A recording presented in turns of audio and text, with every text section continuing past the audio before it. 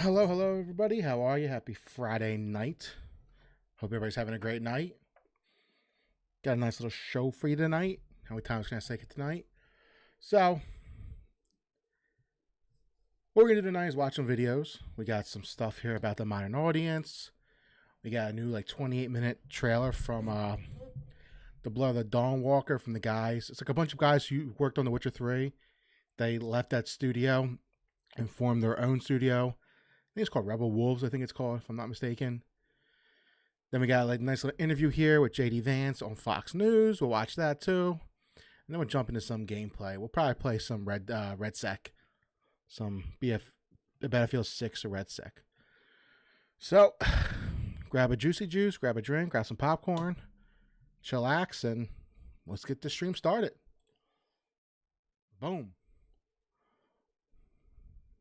I don't know what the hell that is. So, I don't know if I want to keep the camera here or move it here or down here. I never know anymore. For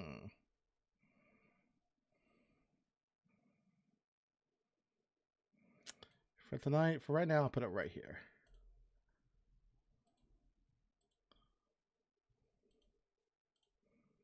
I think that looks better. So, I don't know if you guys saw. Give me 1 second here.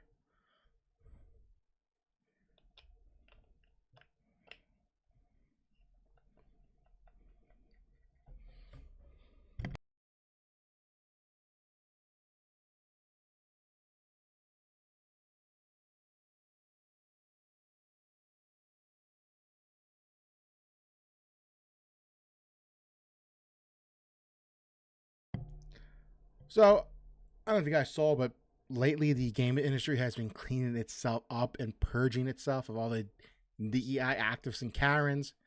And we just got news the other day that Square Enix, they laid off about 100 some people in the UK and an untold number in the US. And it's been a lot of LinkedIn profiles and people on Blue Sky, if you can believe it, that are posting that they've just been fired or let go from Square Enix.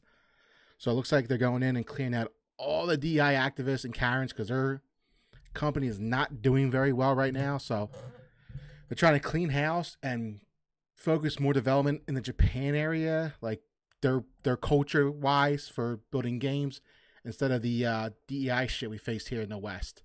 So here's a video here going over a lot of it. Hero, hey, I don't know if hey. So here's his video going over the whole Square Enix situation right now and just the massive purge of DEI and Karens in the game industry right now, which is a great thing to see. Audience in the gaming industry talking about certain modern audience devs and corpos have been getting absolutely destroyed.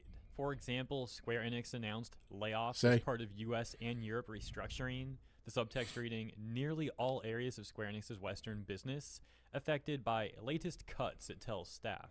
This follows years of Square Enix trying to appeal more to Western modern audience types, it's been terrible for them, including adding more DI divisions to their corporate structure. And funny enough, as they increased such things, they've just been losing more and more. Terrible for their company. And now, wow, we've got some layoffs occurring here in the West. Almost like Square's realized that trying to appeal to the modern audience in the West really wasn't a great idea for their bottom line. And now they're starting to regret that, although I'm not going to give them that much credit just yet. A lot of people are talking about this Rihanna Gorman Murphy individual, who seems to be one of the more high-ranking individuals that Square Enix just laid off. You can see she was a narrative designer at Square Enix, and apparently she's part of an organization called Limit Break Mentorship, which seems to be your standard DI sort of grift. And just a few days ago, she posted this, going on to say, "Unfortunately, found out that I'm impacted by the latest Square Enix layoffs whilst I'm on my honeymoon. Gonna be honest, folks, put the fries in the bag, welcome home. I don't know what to do right now, so I'm just going to think about things for the foreseeable. Square Enix was my dream company, now I'm shattered." On the right-hand side, we can see more information about this Limit Break Mentorship organization. This whole Limit Break Mentorship thing was one big, giant DEI hangout. He'll talk more about it, but it's just like a big fucking scam. That she's apparently a part of, and it's the typical sort of DI grift you're all probably very familiar with at this point in time, as it's become quite prevalent in the gaming industry. where privileged DEI hires engage in crony activism, complaining about white people having too much representation, and making the implication that people who aren't white need their support to succeed, which is actually a pretty bigoted thing to say. By the way, it doesn't matter if you're a cishet white man or someone else entirely. Either way, you really shouldn't believe these sort of people. In my opinion, they're essentially overt con artists. For example, they're going to act like they're going to do so much to help you, but then you take a look at their programs and they're not free. They want your money. 30 pounds, wow. A session, and they want you to have 6 months worth of sessions. Holy shit. So probably going well into the hundreds of dollars to get their it's one big giant super scam. Valuable mentorship. Here's their sample video. You can see this person has a sticker on their shirt that says pronouns. Mentor. So let's take a look at this. There doesn't seem to be any audio, strangely enough. So that's why I'm kind of just filling in the dead air as we it's all ugly bitches. Watch a little bit of this here. But yeah, apparently these are true gamers. You know, these are people who really love gaming and really want to make the gaming industry a better place. Oh my God, look at these things. And they're going to do that by selling you courses that you're going to be required to take for 6 months. And at the end, these are courses to help you become like a game developer and stuff. Like if you're marginalized person. Basically, if you're not white, they'll teach you how to make games. You get their look at this video. Wow, that's it's going to do a whole lot for you. 6 months of this for a piece of paper that's oh my God. Not going to get you anything. I would go so far as to say I think it might actually be the opposite. I think maybe there's some jobs. This whole thing is teaching how to like make games and learn the game industry. This entire promotional video didn't have one person working on games. It was just them hanging out at some club or some party, drinking and talking. What the fuck? They're gonna not, oh my God, look at that thing. Not hire you. They're going to see that piece of paper and think, okay, yeah, in the trash, this application goes. The issue I have with this promotional video, for the record, is there's no training going on. See? Yeah, there's no training at all. They're all hanging out drinking. Yeah. And they're trying to sell this as like something that's going to help your career. Obviously, it makes no sense. But yeah, that's just my opinion on what they're doing. And it's also weird, though, because to my understanding, the sessions are online only. Nevertheless, that video is certainly not painting a picture of hard work and success. And the fact of the matter is, unless you're like a Nepo baby, that's what's going to take for anyone to succeed, whether they're a cishet white man or not. Yeah. It's going to take hard work. It's going to take passion. It's going to take a lot of sacrifice.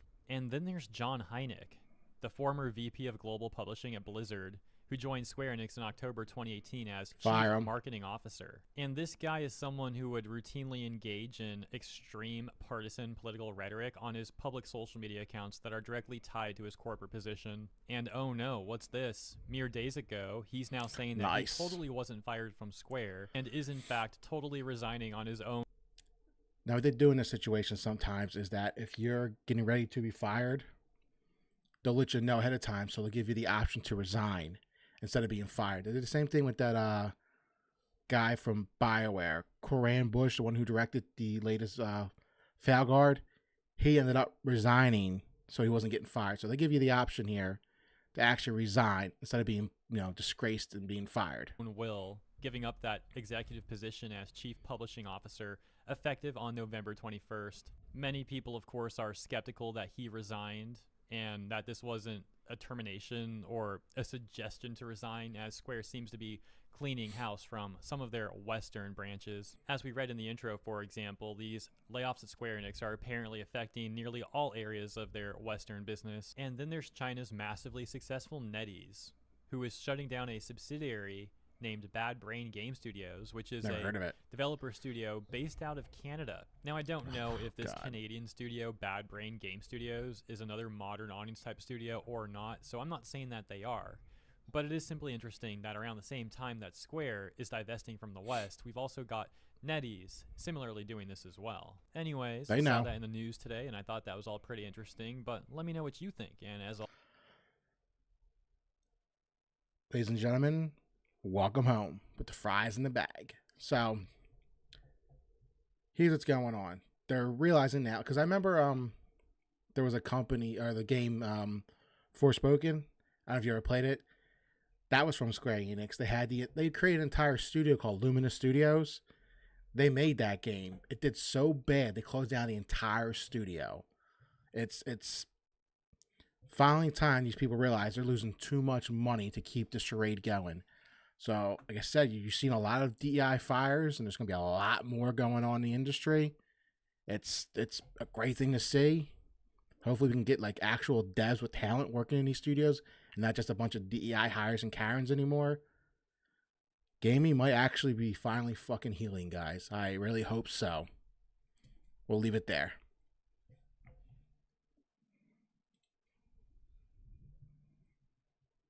That's so cool to see that, dude. That's awesome. I love seeing these people get fired.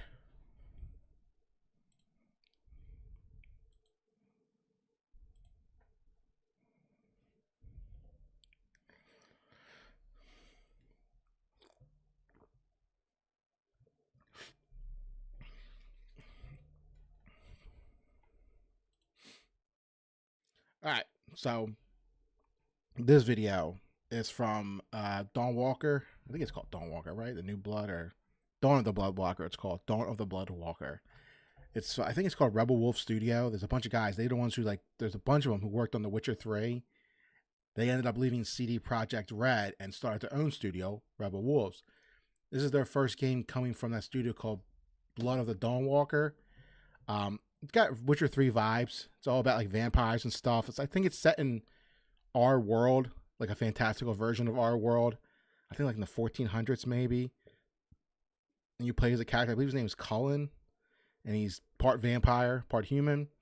And they released a trailer a couple months ago showing off some gameplay, and this is part 2 of that trailer. So let's check it out.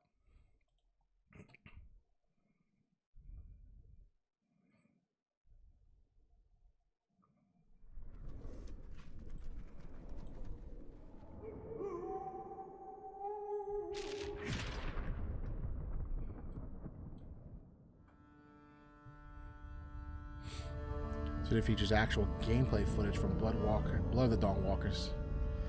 Snippet from a work in progress pre-beta version of the game. Blah blah blah blah. Still in development, subject to change. The gameplay session was recorded on PC. Hello, my name is Ariana Sierkiewicz, and I am one of the writers at Rebel Wolves. In June, we showed you a part of a quest where Cohen is looking for a legendary sword, and today we're going to get to the end of that quest. The game is currently in the pre-beta stage, so you may still see some bugs and glitches. You will also see some changes and additions we've made to the game based on the community feedback. Yeah, getting real Witcher 3 vibes. What is it about? You've been heard disrespecting the Kniaz, singing songs that mocked him and the faith. Who told you this nonsense? Since one of our game's main features is the duality of Cohen, our hero, who is human by day and a vampire by night, we're gonna show you 2 ways to play the quest. Help. This is yet another example of our narrative sandbox. We can approach each of the quests in a variety of ways, remembering about the duality of our hero, human by day and vampire by night. I think like I said, it's No, set we have in both our day world, and night as our allies. but a fantastical version of it. In June, we started on the outskirts of Svartro and had a brief stint with some Or maybe bandits. it's not. Cohen got rid of them easily with a few well-timed sword cuts and active abilities. Because in the Then first we gameplay walked trailer we around the saw city a bit in the church, I until believe we they had reached it was the like cathedral. they had a cross This and they were time talking about entering it Jesus. without any hassle during the day as a human. Let's continue that playthrough.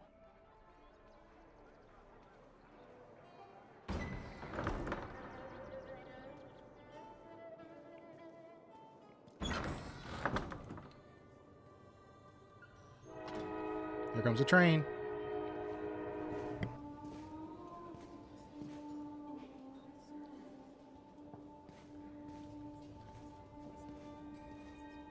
The baptism of a newborn is a solemn moment, doubly so. A new life joins our flock, bringing happiness to its parents and to the congregation. Natus ex sanguine est, alitur sanguine, et in sanguine morietur. Ego te baptizo in nomine Dei. Amen.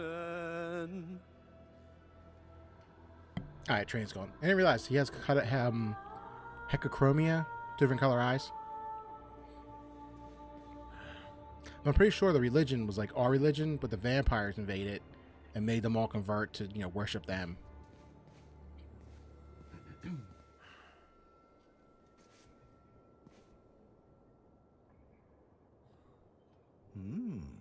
Don't I know you from So here we somewhere, got some of the young man? dialogue options. Laslia, maybe.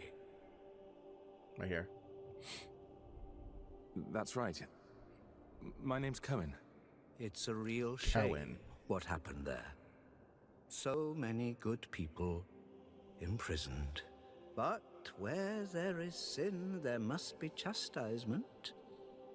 And speaking of sin, come with me. I'll take your confession.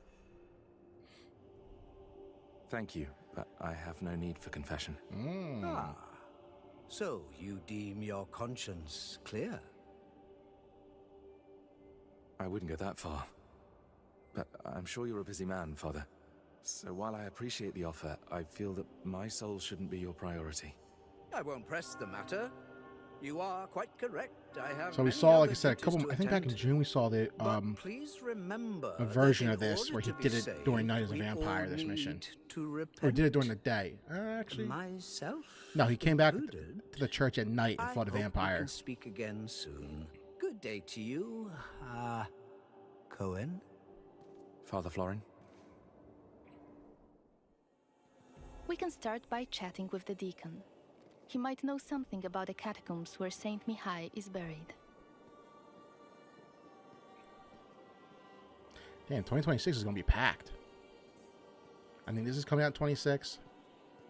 We got Crimson Dawn, or Crimson Desert, Clean up the altar. RE9 Requiem, GTA right, 6. the bell tower. Shaping up to be a good year. Yes, what is it? I have much to do, so either be quick about it or leave me to my duties. Could you point me towards the entrance to the crypt? What are you talking about? I wanted to pay my respects to the city's founders. Light a candle in their memory, if possible. Sorry to disappoint, son, but there's no crypt in this house of worship now, if that is all. Lion. Things change, especially in the last few years. Perhaps the crypt was built over or sealed away? Listen, son. The parish book doesn't say anything about any crypt. I should know. I wrote parts of it myself. Can I take a look? Just to make sure. No. The library is not open to just anyone. Still, it seems to me you have plenty of time on your hands and will keep on badgering me. Tell you what, I'll give your idle hands something to do, and afterwards maybe I'll let you take a look into the library. There you go. Favor for a favor. Tell me what you need then. Our caretaker, Radu, is missing, it seems. It's been a few days since he last came to work, and now his duties have become my duties. I imagine he's lazing about somewhere, having a laugh at my expense. Any idea where to look for him? Perhaps he's at home. If I only knew where that is. Radu's a secretive man. No, I'd rather ask around in the almshouse. He spends a lot of time talking to the inmates. The almshouse? Where is it? Go out to the courtyard and turn left. Carry on walking until you see a well on your right. The almshouse's entrance is just by that well. I try to avoid going there myself. Ugh, a dreadful place. Really dreadful. Anyway, be on your way, son. And let me know when you find Radu. Alright, off to find Radu. Turns out the deacon had his own agenda and asked us to find out what happened to the local caretaker. Let's find the asylum he mentioned. So they're While playing on an those Xbox sacred controller. grounds, we should mention that every week, in some of Vales and Gora's churches, people gather for the so-called Blood Mass. That's where you go to worship It was the established by vampires. Glances and his clique of vampires after they took rule in Vales and Gora. Every villager is required to donate a significant amount of their blood, and in return, they are cured from all illness. Like Cohen's sister in the CGI trailer. Yeah, they It's saved how her Francis from, I think controls it was the population. Black Plague. Each blood mass is conducted by Father Florin himself.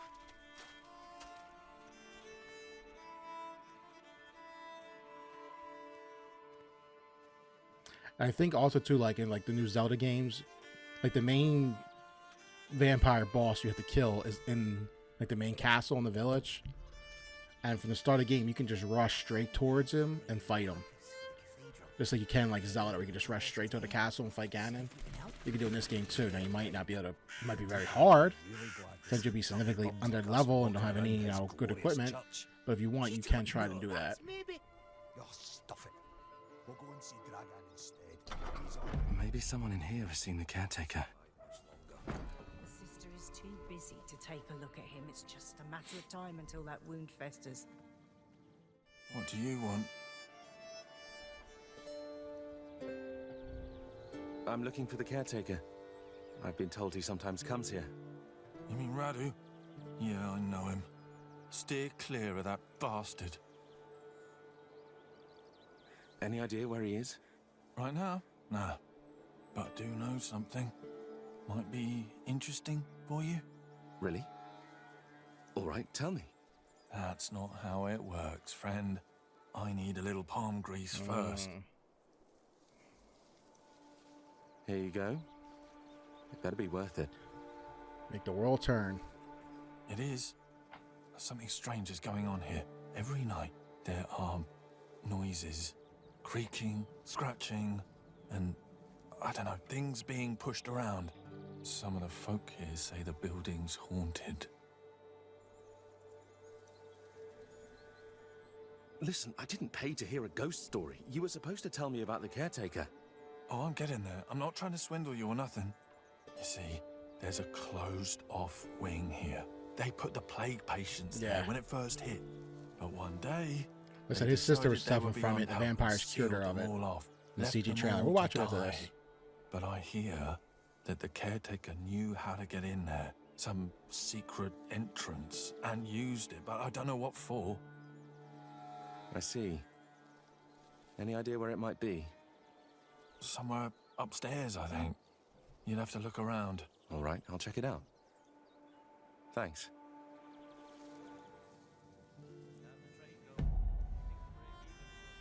It seems the asylum resident, apart from telling us a gruesome story about what happened to the plague patients, gave us a useful hint about the secret entrance to the asylum wing. For a price, of course.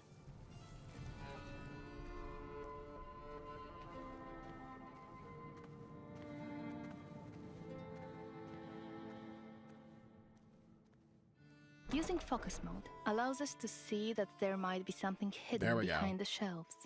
Scratches on the floor.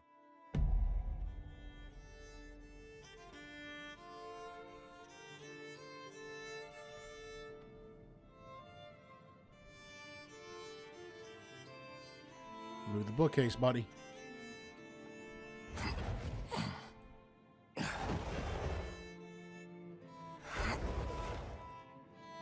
Let's investigate the location. It was a separate wing for patients who fell ill with the plague. Damn. What a stench. Something's rotten in here. Seems like Radu's infected with something. So many died here. In isolation.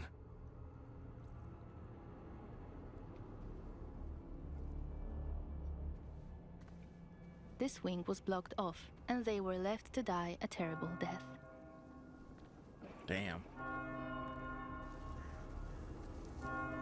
Something else happened here. Huh. Died recently. Radu is something bestial. This body looks fresh compared to the rest. Werewolves, maybe? They got vampires in the game, why not? Something bestial. It's getting better and better. We have to face a creature called a Muron. While it is theoretically a vampire, its transformation did not go correctly. Occasionally, Murons produce loud, inhuman screams which stun the target, if it is within the scream's range. You!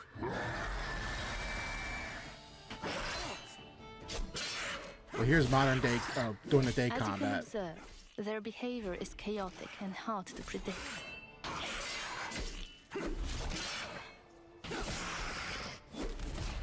No shit.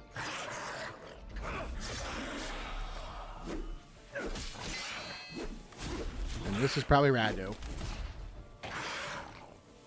Get him.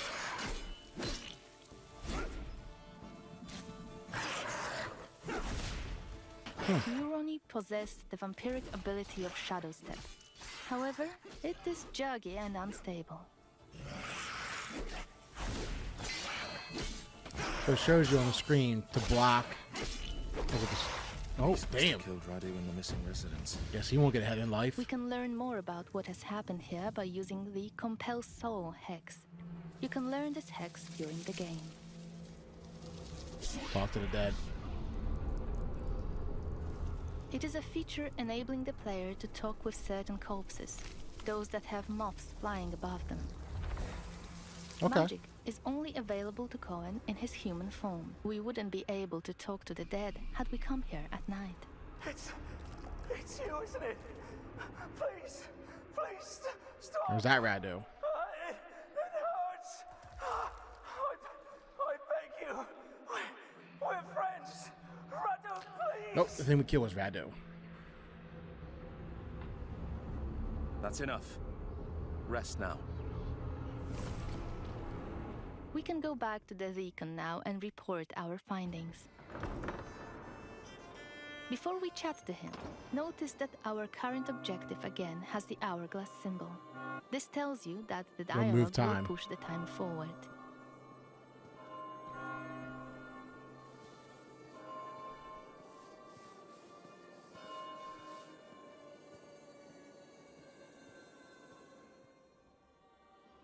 Yes? Why are you pestering me again? I know what happened to Radu. Good. So, what was that wastrel doing all this time? Getting drunk on communion wine? Tell me. Getting drunk on something, I'll tell you that much. In the sealed-off wing. The caretaker was hiding there, but he was no longer human. He turned into something terrible, a monster. I'm sorry, but I had to kill him. What? I don't understand. What happened to Radu? He was involved in something dark. There were corpses in his hiding place. Probably his latest victims. But how he became that creature is anyone's guess. A monster in the house of God. First the plague, now this. Oh, truly, we might just be living in the end times. Right. I'll have to talk to the guards, send them to retrieve the bodies, and clean up that place. You do what you need to do, but I believe we had a deal. Into the catacombs we go. What? Yes. You may go inside with my blessing.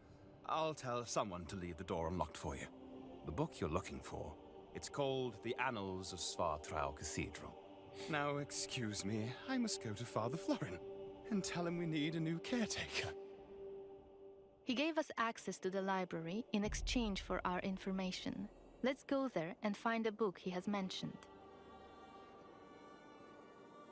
Reading books in our game works surprisingly similarly to the way it works in real life. They might teach us new skills or give us additional experience. There you go. Let's stop here and load a save game from the night variant playthrough of this quest.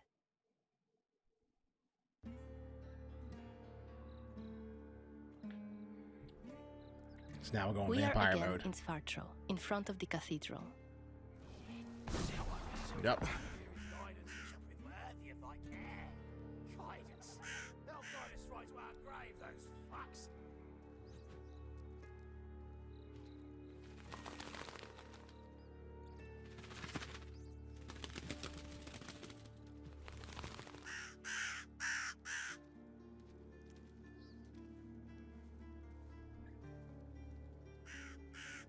And like I said, since you're a vampire, you can like drain vampire, people just enough see and with the blood, the world from a or you can drain them completely and kill them.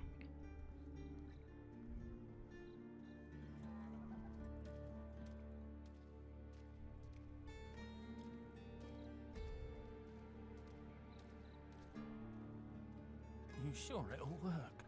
Certain as the sunrise. And if not, I'll pay you back double. Here comes the train. I'll mute it real quick. It's for Kiri blood after all. Sorry. Let's get inside the building using Cohen's vampiric abilities, Plane Shift and Shadow Step. You can travel quickly and easily access places beyond the reach of regular humans. Last time we were inside the cathedral, we came across Xanthi, one of Brensis's officers. She was a difficult opponent for Cohen, so this time we're going to be smart about it, stay on the scaffoldings, and show you an alternative approach. Better be quiet. To blood. Blood. Yeah, last time I showed this demo, we actually fought that vampire. What the hell is she doing here? What is she doing? Is that a ritual for the blood gods? Blood gods shall become your new family. You shall want for nothing. You shall yearn for nothing. They're covering up the old paintings. Why? Blood to blood. One of the workers must have left it. You shall become Seems that the cathedral complex is quite big. The main building, cloisters, inner courtyard. The entrance to the crypt could be anywhere. Won't get anything done just standing around. Still, staying up here would be a smart idea. Your fellow blood gods shall become your new family. You shall There's that last video they showed, I think it was like I said back in June. He jumped down and fought the female vampire. But it looks like this time around we're going to sneak past her.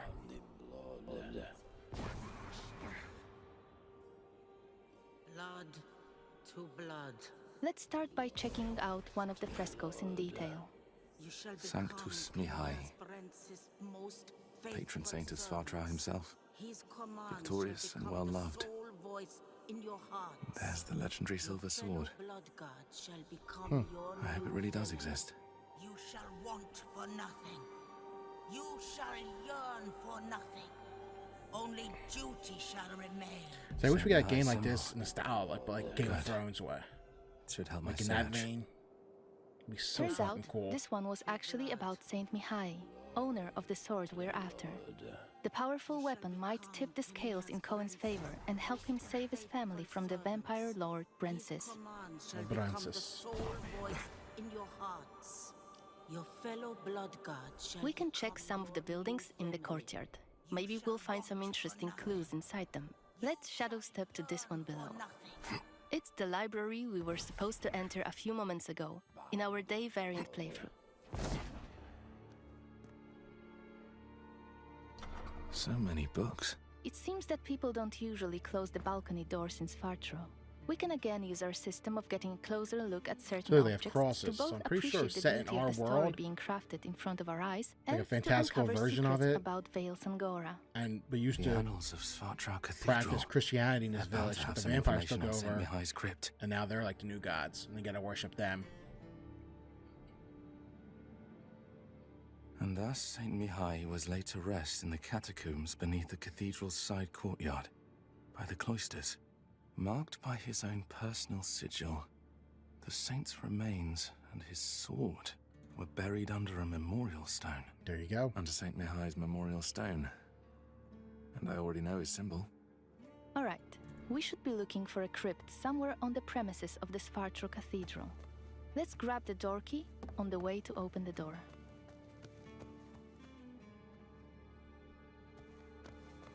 The So many cathedral is books. heavily guarded outside, and it looks like the guards aren't really So when fond you're a of Cohen vampire, you lurking you around got the like premises. claws, and you Let's use that deal for with them combat at swiftly night as a using our vampire. claws.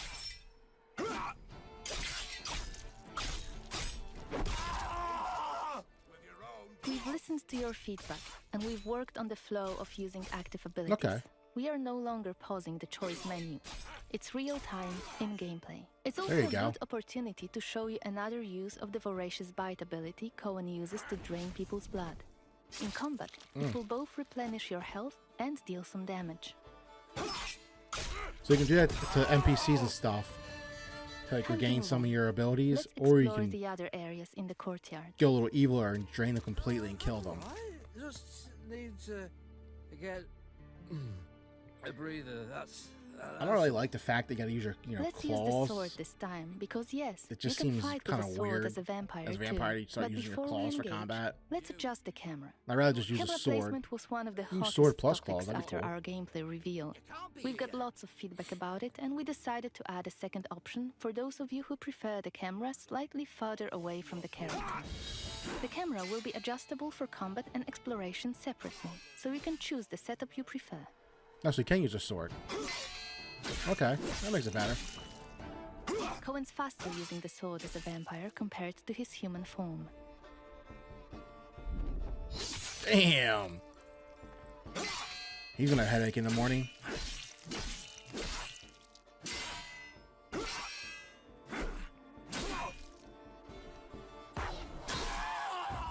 Take notice of the hourglass icon next to our objective.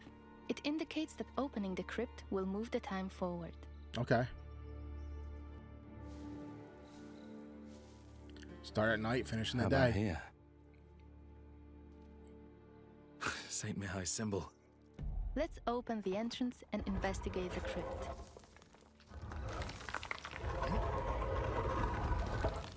Oh, dude, this game, I'm loving it. 2026 is going to be awesome. Like I said, first we got a banger with Crimson Desert, then Requiem, then there's some time in between, and then we end the year with GTA 6. Lighting up a torch might be a good idea. It's going to be a great year for gaming. This place must have been sealed off for ages. I wonder why.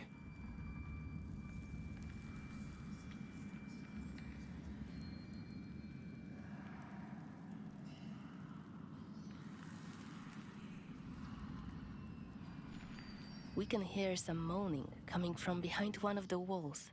Let's investigate Something's this. down here. Is that moaning? I think it's coming from behind this wall.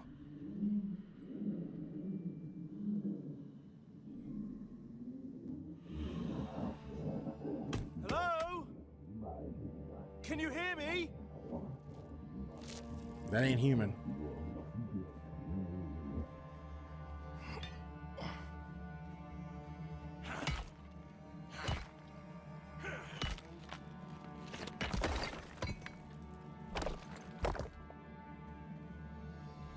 There's a sword.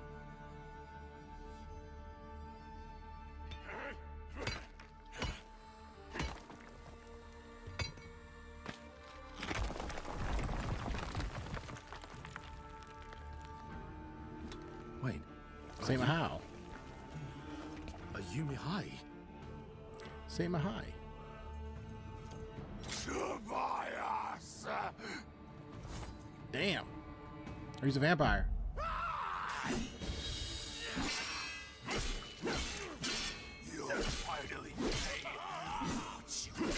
So it looks like when you see the sword symbol, you can attack. And when you see that's blocked, and you see the red, that means you probably have to dodge. We've been attacked by Mihai, who was an important figure in the valley. And for some reason, he was buried alive in the catacombs. Damn, all those years buried alive. Of course, as players, you'll be able to learn why that has happened. But we'd like to avoid too many spoilers here. Nice. That's why we are stopping this presentation Mid-fight, moving forward. Boom! No stopping it here. Stop stopping it. We hope that you have enjoyed seeing how much variation there is behind just one of the objectives in the game. Remember, our design principle is the narrative 2026. sandbox. There is no difference between main quests and side quests. Love it. There are just different stories that you weave together into your own unique adventure. Thank you for joining me today, and stay tuned for more updates on our social media profiles. Bye! Like I said, we got Crimson Desert to start 26, I think in March. Then we have Requiem in February. Oh, no, Requiem comes first, I'm sorry. February comes first, duh. So we have Requiem in February, then Crimson Desert in March, and then we got this game coming sometime in 26. Actually, it might be moved a little bit because now that GTA 6 delayed till November, every game that's going to come out that holiday season is probably going to get pushed into early 27. So we'll see what happens with this one when it was, They never really gave an official date. It just says 26, so we don't know. So hopefully maybe it's summer or sometime in that early window, January, February, March, maybe spring. But if it's playing on like anything coming out in November, December, get the fuck out of the way because GTA 6 is going to eat your lunch. September, October will be a good fit for this game, I think. We'll see. I hope it is. Let's check out the teaser trailer real quick.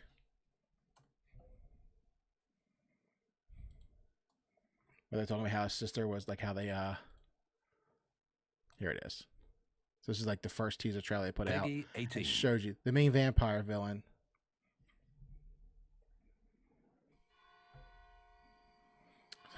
Yes, he's the director of The Witcher 3, and they brought a whole bunch of talent with him. 1347. In this game, the older the vampire, more powerful he is, the bigger and gnarlier his teeth are. So you'll see the main vampire villain is the bald-headed one. Could be Asmongold or Tectone.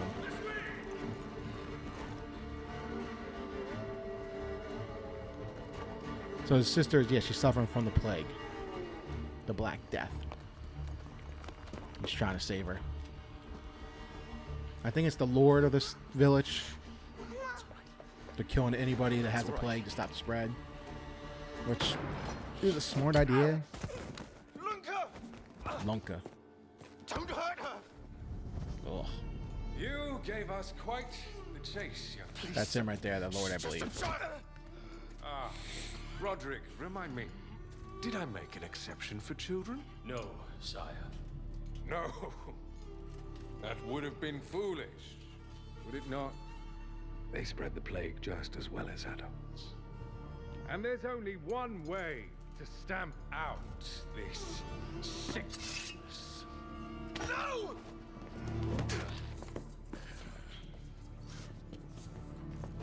Not just a runner, but a fighter, too.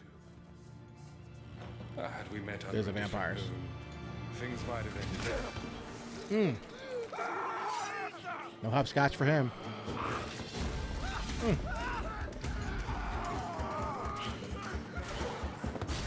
Here's a bunch of the vampire lords. They're from like centuries ago. Look at them, damn. This one's like ancient. That's a female too. She's like ancient.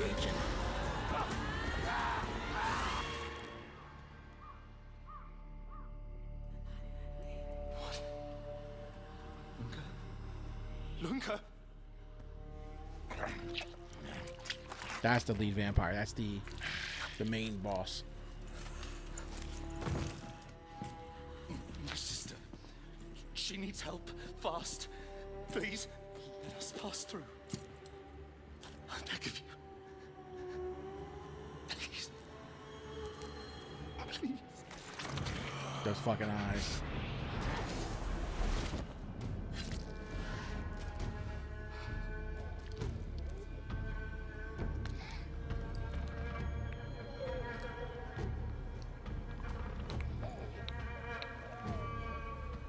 And he cures her. I don't know. How? I am life. I am death. I am everything in between. I have been watching your little valley. Pestilence, famine, killing, blood spilt carelessly like water. Things will be different now. Yummy in their tummy. Nice little snack for them. For all of you. That little Witcher. Yeah. The world needs what it fears. This was like the first teaser trailer we ever got in the game.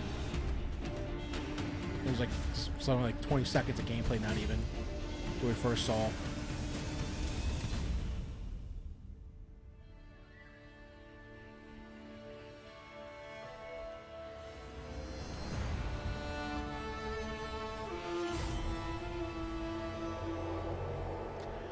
So that was the teaser trailer. So like I said, yep, coming in 2026. I think it was originally supposed to come in 25. Yeah. Okay, the gameplay reveal is 25. Summer 25. That's where we saw the first part of the demo we just watched. So, yeah, I'm hyped. Great year for gaming, dude. Speaking of gaming in great years, 2025 has been a great year. And we have Metroid Prime 4 coming out soon. But it kind of seems like it's got the DEI plague built into it. So, I think, 8 years this game's been in development for? It was rebooted. I forget who was working on it before, but then they rebooted and gave it to Retro, I believe. Is that the studio, Retro? No, what the hell is the studio's name?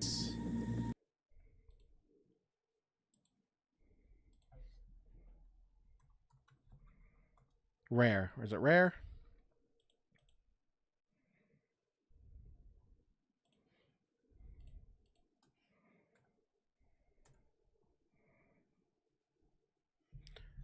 Okay, yeah, Retro Studios working on it. I forget who was working on it originally, but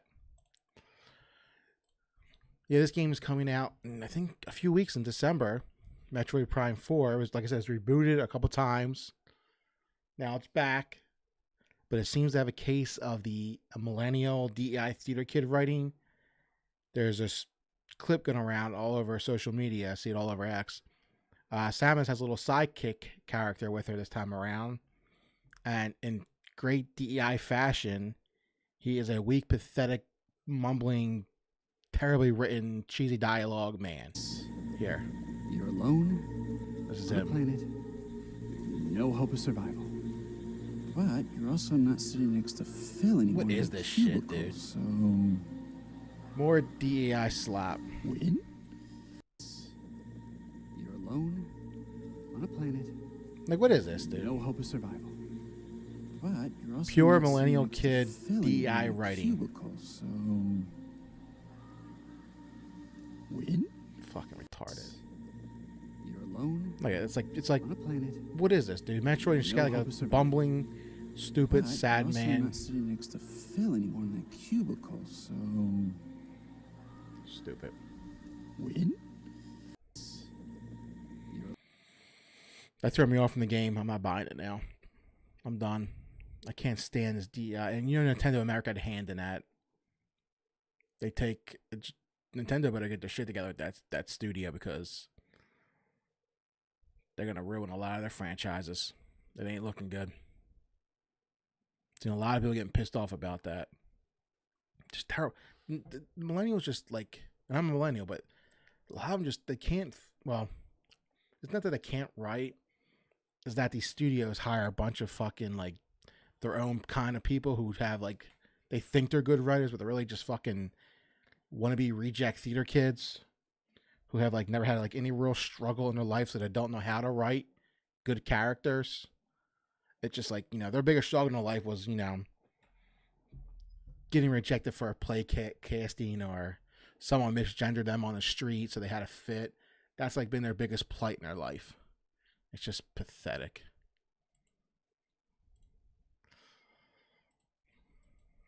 See, well, I don't know why Fox News only uploads in 720p. It drives me nuts. But we have a VP did an interview. Well, this is going to be a YouTube video, so I better.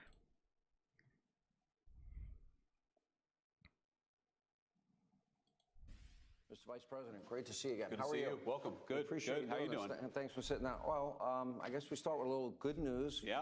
Government is open. Mr. Vice President.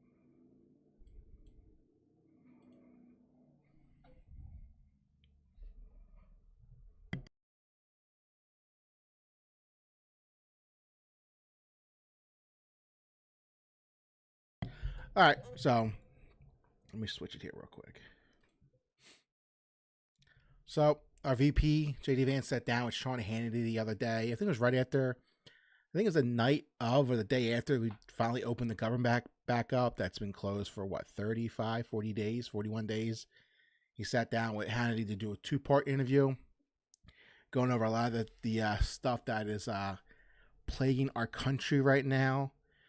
I think what they talk a lot about is that just like how basically like just how terrible it is right now for Gen Zers and millennials, and just how the American dream has kind of been hijacked by the Democrat Party and just given away to illegal aliens, and just how like normal American-born citizens are just struggling so bad right now in this economy. It really is just terrible for the everyday American, especially young Americans who want to, go to school, get a good job after they graduate college, find a guy or girl, settle down, have kids, the white picket fence, dog, barbecues on Sunday. That dream is almost, not almost, it's dead right now. Home affordability is outrageous. It's coming down now under Trump. It's starting to come down. I just saw a report the other day that said rent's starting to drop too in places, and homes are coming down, but they're still just wildly expensive. It's ridiculous. So Trump's only been in office for less than a year. He's still working on it.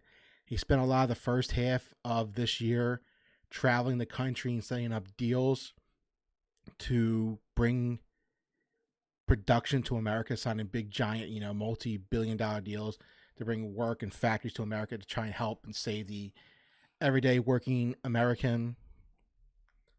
So J.D. Vance sat down with Sean Hannity, did a quick, 2-part interview. I think the first part's 17 minutes, the other's 11, going over how they hope to bring down home affordability too and create more jobs. And I saw we all saw floating around the 50-year mortgage. That's not the answer. The answer is to deport every single illegal immigrant. And I think there's about, on the Biden administration, they let in 25 or 30 million illegal immigrants.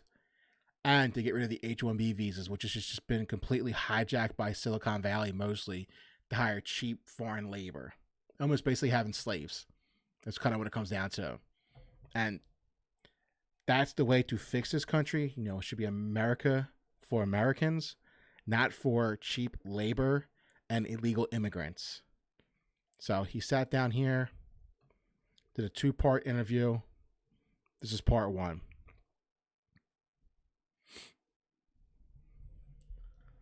Before we watch, I'm going to take a quick leak. I'll be right back. I just got to piss real quick.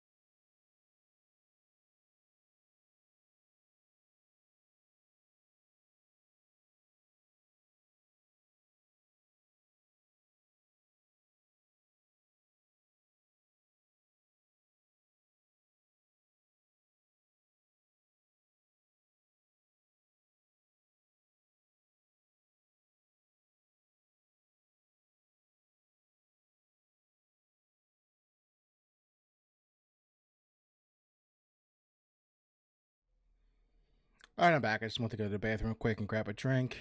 So I'm back. So here is the VP with Sean Hannity for a 2-part interview. Mr. Vice President, here we go. To see you again. Good How to are see you? you. Welcome. Good. Appreciate Good. How you doing? And thanks for sitting down. Well, I guess we start. I'll with take a little subtitles good off because news. they're gonna be shit. Looks like Government is open. That's right. Okay, longest shutdown in history. 41 Can you days. tell me what the point of all that was? I wish that I knew, Sean, because here's what the Democrats actually accomplished. They caused a lot of stress for our troops. They made our air traffic controllers not get paid. They caused a lot of flight cancellations. They had a lot of people thinking they weren't going to get their food benefits, all for literally nothing, Sean, because we could have struck this exact deal 45 days ago. In fact, we met with Hakeem Jeffries and Chuck Schumer and said, we will pass this exact deal. They said no. They put the American people through a ton of pain and suffering for nothing. And we knew this was going to happen, Yep. Sean. We knew. The President of the United States said every single day, eventually... They did it just to make it look Trump look bad. So now you go in the history books and you look at the longest period of time the government was shut down. There'll be 2 of them in there. The first longest will be this one. And the second longest will be 2018 when Trump was also in office. So it's just whatever they can do to make Trump look bad. And that's what they did. Like they'll cut off their nose to spite the face, basically. That's how the Democrats are right now. And they have no policies at all. All their policies are is Trump is bad, Trump's evil. As bad as it was getting, I'm literally trying to nothing. comprehend the thinking behind this. Except for 8 Democrats in the Senate and 6 in the House, they wanted it to continue. And there's real palpable anger that it didn't continue. I think Chuck Schumer's cooked as a result. Yeah, he's done. 28, he's out. Yeah, so let me say a couple things. First of all, and some crazy progressive's going to challenge him. Forget who the guy is. Some black guy. I don't know his name. So if you remember the original bill to keep the government open before the shutdown even started, there were 52 GOP senators, 3 Democratic senators. They recognized where this was going. They recognized what was in the best interest of the country. But I think, Sean, there are so many far left people who run the Democratic Party in Washington, D.C., they just want to burn it down. They don't care if the troops don't get paid. They don't care if you cause billions of dollars of lost productivity. Don't care. They don't care if you shut down the airline industry, which they were very close to doing. They just want to get Trump. And they don't care if they have to burn the entire country down in order to get Trump. That's what they want to do. And I think that it shows how stupid that approach is politically, because normally... If the Democrats win in 26, the midterms, you can guarantee 100% they're going to start another impeachment trial on them for some fucking stupid thing. They're going to scam up something and just blow up a proportion and use it and try and impeach them. Watch. I guarantee you if they win the midterms. You would expect the President of the United States to get blamed for a shutdown. The American people were smart enough to recognize that the Democrats were the ones who were sort of holding this hostage. They were saying that unless you give us everything that we want, unless you give us $1.5 trillion of benefits, health care for illegal immigrants, which is fucking crazy. We're going to keep and you wonder why everything's unaffordable in this country. The president recognized eventually the American people are going to recognize this is the Democrats doing this. The Democrats, I think, made a huge political mistake by continuing to push for all of these crazy things. And they said, if you... This is what gets me mad, though, is that normal, everyday, common sense people know the Democrats caused all this shit, but the Republican Party is so fucking weak. They don't attack. They sit by and just get beat up and take it. I've said this for a very long time now.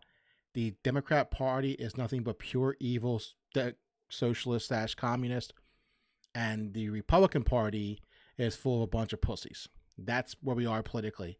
Democrats are evil communists. Republicans are giant pussies.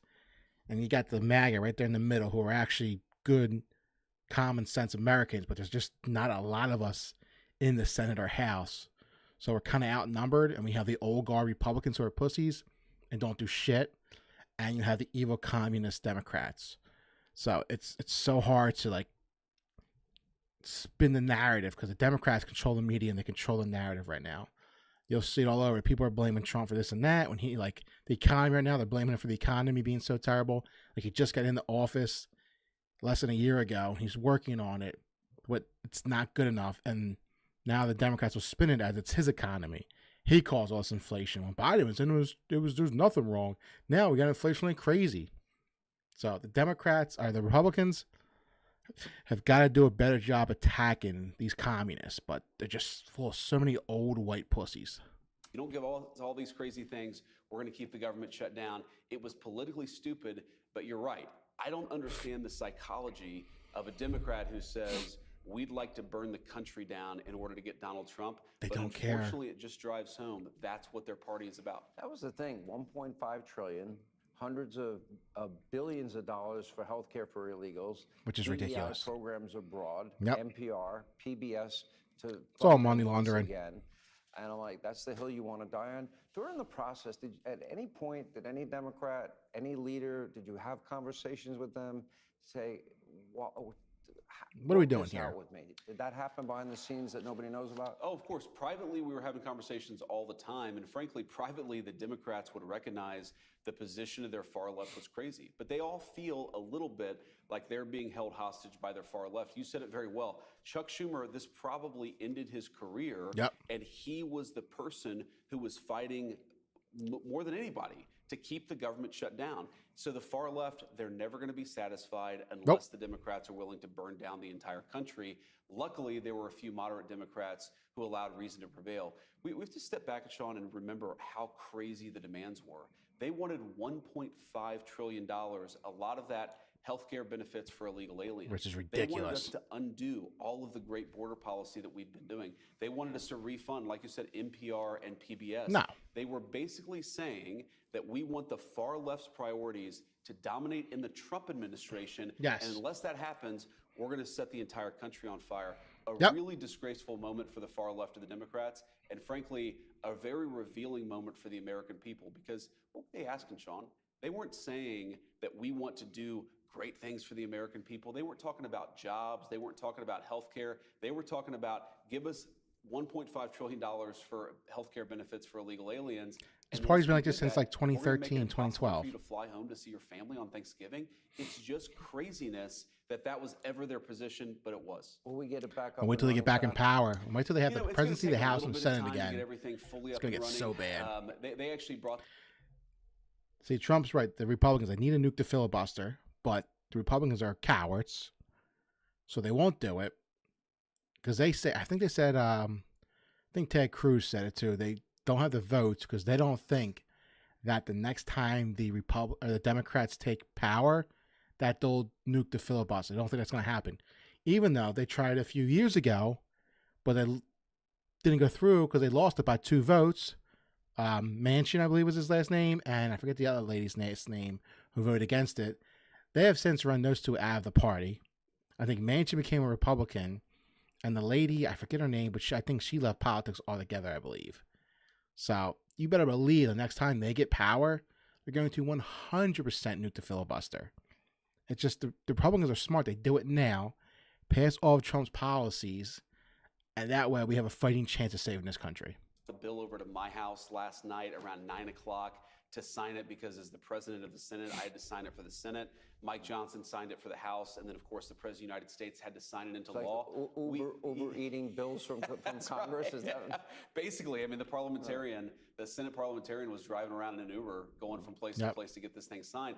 But I had this conversation with the president yesterday afternoon. I said, assuming the House is able to get this done, do you want to sign this tomorrow morning? He said, no, I want to sign it tonight because the only way to get the people's government turned back on as quickly as possible was to sign the bill as quickly as possible. But, you know, it goes to show the entire time, the president, the entire administration, we were focused on getting the government turned back on, getting critical services actually funded so the government could function for the American people. The Democrats were focused on, we want to take you hostage. We want to make it hard for you to get home. Burn the country down to and make Trump look bad. Thanksgiving so that we can give your health care benefits to illegal aliens. What an incredible juxtaposition of priorities. We care about Americans. They care about illegal aliens. Yep. That's been true for years. They made it super clear with this government shutdown fight. Let's talk about, obviously, the economy's always front and center for most Americans.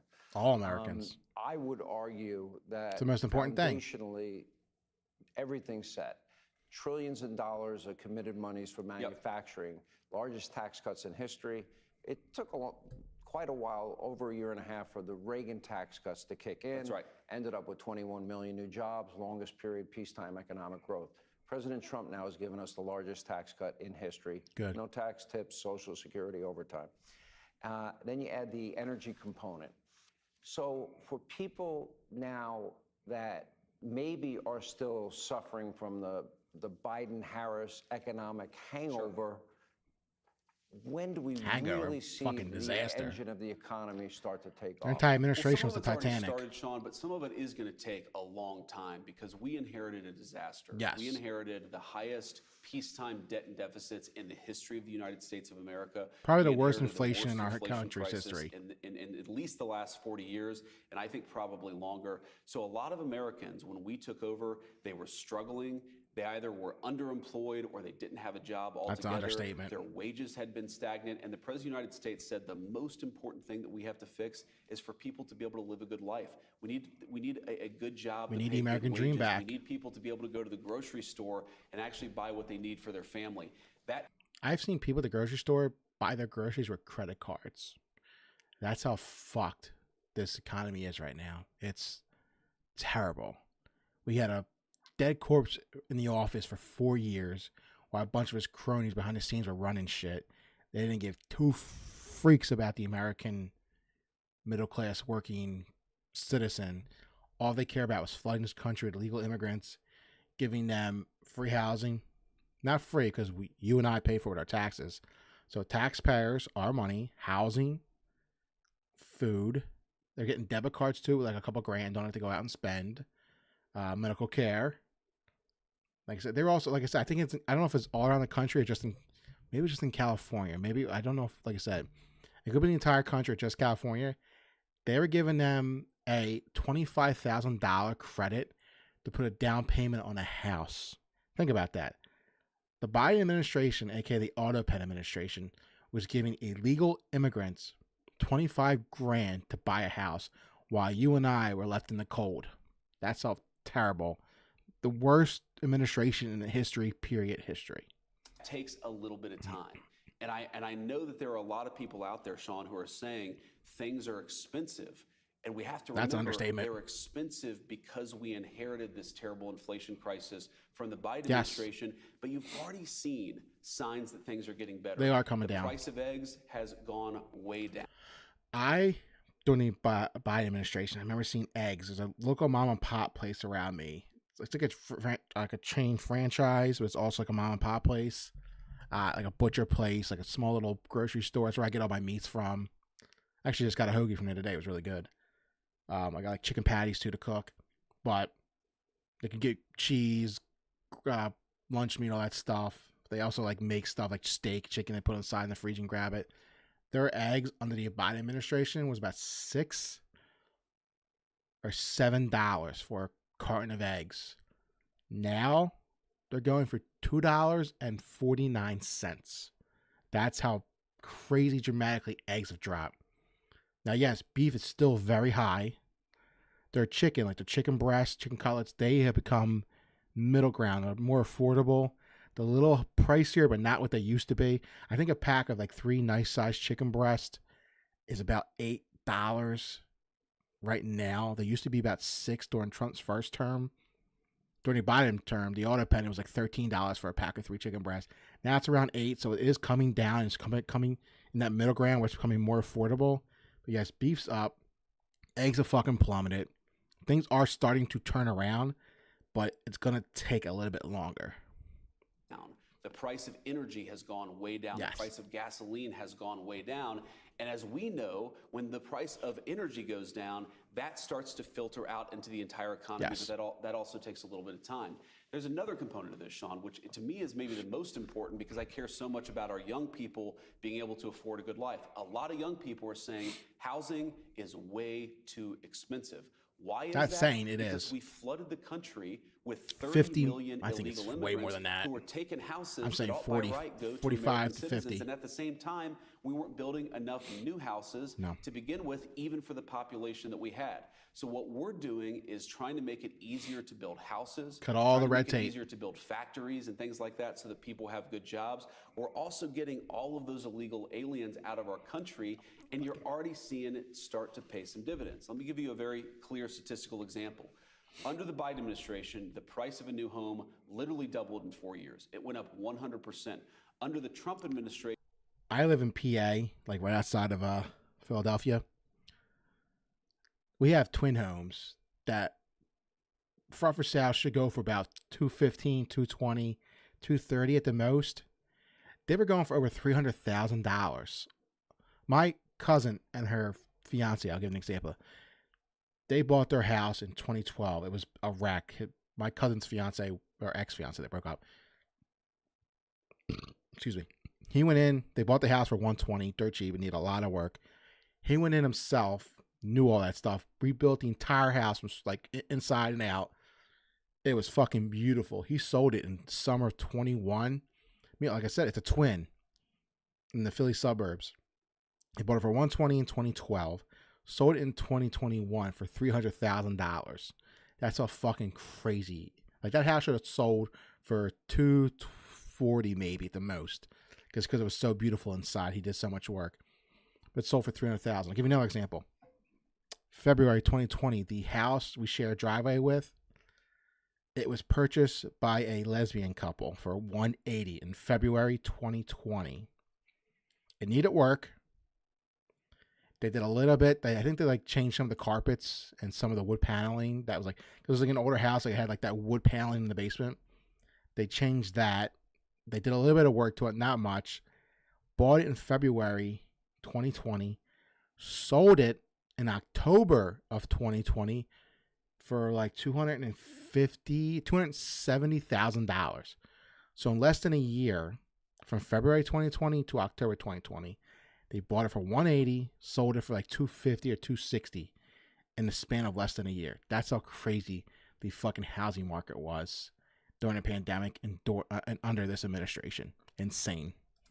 Housing and rent prices are up about 1% to 2%. That's actually in line with what you would like to see. Yeah. So again, we inherited a disaster. We're very mindful of the fact that there's a lot of work to do, but I think that we've made great progress. And the final point I'll make about this, Sean, is the most important way to fix this affordability crisis They're the illegal immigrants. Make people's wages go up. And that is where the Trump economy, I think, just objectively, obviously I'm very biased, but I think objectively is doing better than any economy in 50 or 60 years. Blue collar wages are going up, working people's wages, middle class wages are going up, and that's how we ultimately chip away at the Biden affordability crisis. Our economy was shit.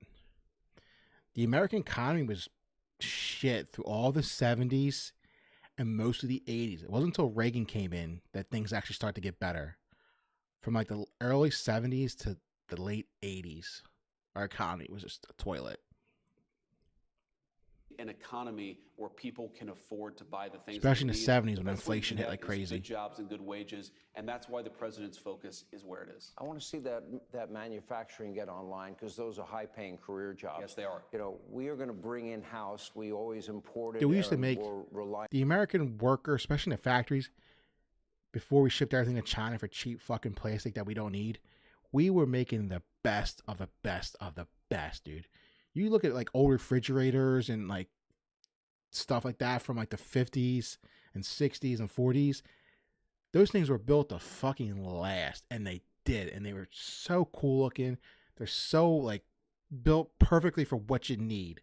I saw one that they had looked like a 50 style fridge, and it worked. To this day, it still worked. It was like a kind of like the shape of Pac-Man, and you'll put stuff on it like milk, bread, eggs, whatever, and you could spin it in the fridge to get what you want instead of reaching back and moving stuff around. You just spun it. So say the milk's in the back, instead of moving a bunch of cartons of other stuff to get to the milk, you just spun this thing, and there's the milk in front of you. It was just, things were built so much better back then, dude. Other countries for pharmaceuticals, semiconductors. Now everything's built in China, and it's built to break in like a year. It's all just, we traded good paying, great jobs for cheap plastic shit we don't need. That's basically what happened to the American worker, and our government and all our businesses sold us out. Chips, automobile manufacturing, the president negotiated it out. Those deals, I want to see those jobs get online, hopefully sooner rather than later. That's right. Apple's going to spend what? Couple billion. $500 billion in Texas. They're going to spend at least $500 billion in the United States, and that's just Apple. We've seen about $18 trillion of new capital commitments, Sean. We That's need to your save point. this country. We Those need to are get the good American worker career-creating back in the jobs, factory. and nothing like that has ever happened in this country. If you go back to the Biden administration, a good year for the Biden administration was a few $100 billion of investments. The president is getting trillions upon trillions of new investments. Now, of course, I'm mindful that people were suffering, Sean, because those factories don't get built overnight. No. These things actually take a little bit of time. You can build a factory in like 2 years, from 3 the Trump years. administration, the Biden administration, the president is focused now on getting people good jobs, getting people higher wages, and bringing down the cost of goods. We inherited a disaster. We've chipped away at a lot of that. They inherit the disaster. The Biden economy was the worst economy probably on record since the Great Depression. It was just complete and utter failure, that entire administration. Nothing they did work. It was just complete and utter failure, and all they did was cater towards illegal immigrants and leave the everyday American out to dry. They're just horrible. Problem in 10 months, but that's why you've got 4-year terms, because we're going to do a lot over the next 3 years, 3 months to make sure that more people can afford a good life. They can afford to buy homes. Young people can afford to start families. And we've actually got good jobs that put people on a career trajectory to stability. The biggest problem with the Biden economy wasn't even the affordability. That was the second biggest problem. The biggest problem with the Biden economy is that people had the kind of jobs where they couldn't build a career out of it. They'd make $14, $15 an hour with but now it's a lot of these companies laying off like crazy. That's how you build a middle-class American dream. That's how you build debt service. And that's what the American people are becoming under Joe Biden. It's so important that we stay the course, keep these economic policies going so that Americans can own a stake in their own future, build the kind of life that every American deserves. Back to the home building part. It's interesting you brought it up. Are you as obsessed with AI as I am? I am. Okay, I don't know. I'm a grok guy. Okay. Me too. I'm a grok guy. You're a grok guy. Okay, Elon. I think it's the best. I think it's the best. It's also the least woke. Yep. I'm always asking myself, if I ask an AI a question, is it going to give me an objective answer? If the vice president puts it in extreme mode, answer? If you put it in extreme mode just for kicks and giggles, it's a little. Well, if you want, I have not, Sean. I don't want the media to attack. If you want to know the neighborhood that Donald Trump grew up in and the kind of language you probably heard every day, you put it in extreme mode. It's pretty funny. I could tell it's talking like my grandmother, and then we'd be in good shape. Well, okay, so the housing shortage, the estimate is what, between 4.5 and 6 million homes. We're shy right now? I've heard those numbers, yep. Okay, I met a guy that's building a company that 70% of a home can be built with robots at about $200 a square foot. Now, where I live in Florida, you're not getting any home anywhere near $200 a square foot. So will that be a factor? And then you have to think of, okay, are we going to lose blue-collar jobs? How do we transition people into the economy if they're going to lose those jobs? Yeah, so a few things about that, Sean. First, we probably need to build about 5 million new homes. And if you look in the red states, we're actually doing a very good job. One of the Texas biggest is definitely challenges doing a great that we job have in the housing market, because they have so much land, they can build houses like crazy. Taking the houses of American citizens, is that in the blue states, you're not building enough houses. No. So you go to California. Why are so many people moving out of California? Dude, a fucking shed costs $1 million. There's no your friend Gavin Newsom. Yeah, my friend Gavin Newsom. And maybe if they put water and fire hydrants and reservoirs. Think about that. Help, right? Yeah, but they're not building houses. You look at those terrible fires that happen in Los Angeles. You have people who are still trying to get the permitting to rebuild their houses. This happened so long ago. So we've got to get our blue states to build enough houses for their citizens, because our red states and the federal government is actually doing a really good job. By the way, you know one of the biggest cities where you're seeing housing costs come down? Texas. Austin, Texas. Yeah. Because they're choosing smart policies and they're building enough They have housing. so much land. On the AI issue, look, I understand why people are worried that, if you have a robot doing that job, does it take away from a blue-collar worker who can do that job? Right now, the evidence that I see is that if we really lean into robotics and technology, it's going to raise everybody's wages and make everybody better off. The example that I often give is of bank tellers. If you go back to when the automated teller machine was invented, everybody said it was going to destroy the jobs of all the bank tellers. What actually happened is that today you have more people working in bank telling than you did 50 years ago, they're doing different jobs. They're not just handing people money, they're doing different jobs, but they have higher wages. So sometimes what technology does is it allows somebody to do robotics robotics and AI will kill our country, kill our economy, kill every economy. More than some of the rote tasks they might have been doing, and that actually means they're more productive, they get better wages, and everybody becomes better off. So I don't think that we're going to ever eliminate the construction industry. That's why you need a strong union to fight against robotics and AI. In this country, just because you've got robots, what you're going to have is a lot of construction workers who are using those robots, who are directing those robots, who are actually able to do more with less because they're using technology to help them. You're always going to need construction workers in this economy, but I want their wages to go up. And I think if we lean into technology, that's what's going to happen. It's actually amazing because I don't think so. I disagree on that one. They'll put on the siding. They'll do actually a robot will put on the roof. It's kind of crazy. It is crazy. They'll wire the house. They'll put an insulation. I've never seen that. They'll put up the wallboard. They'll paint the wallboard, and then the finish work. In comes the craftsman. I'm not so sure that the AI is going to be able to do that, at least in the short term, but it wouldn't surprise me. No, I think a lot of the... If you're young right now and you're trying to figure out what you want to do in life and you're scared of AI and robotics, go to a trade school, learn either to be an electrician or a plumber. Those two fields will be in such high demand. If you can manage to do either one of those two things, you will live like a fucking king in the future, because robotics and AI aren't going to be doing any kind of plumbing, like in the pipes, moving around, cutting stuff up. I don't see that happening. Same thing with electricians. I don't see robots doing electrician work.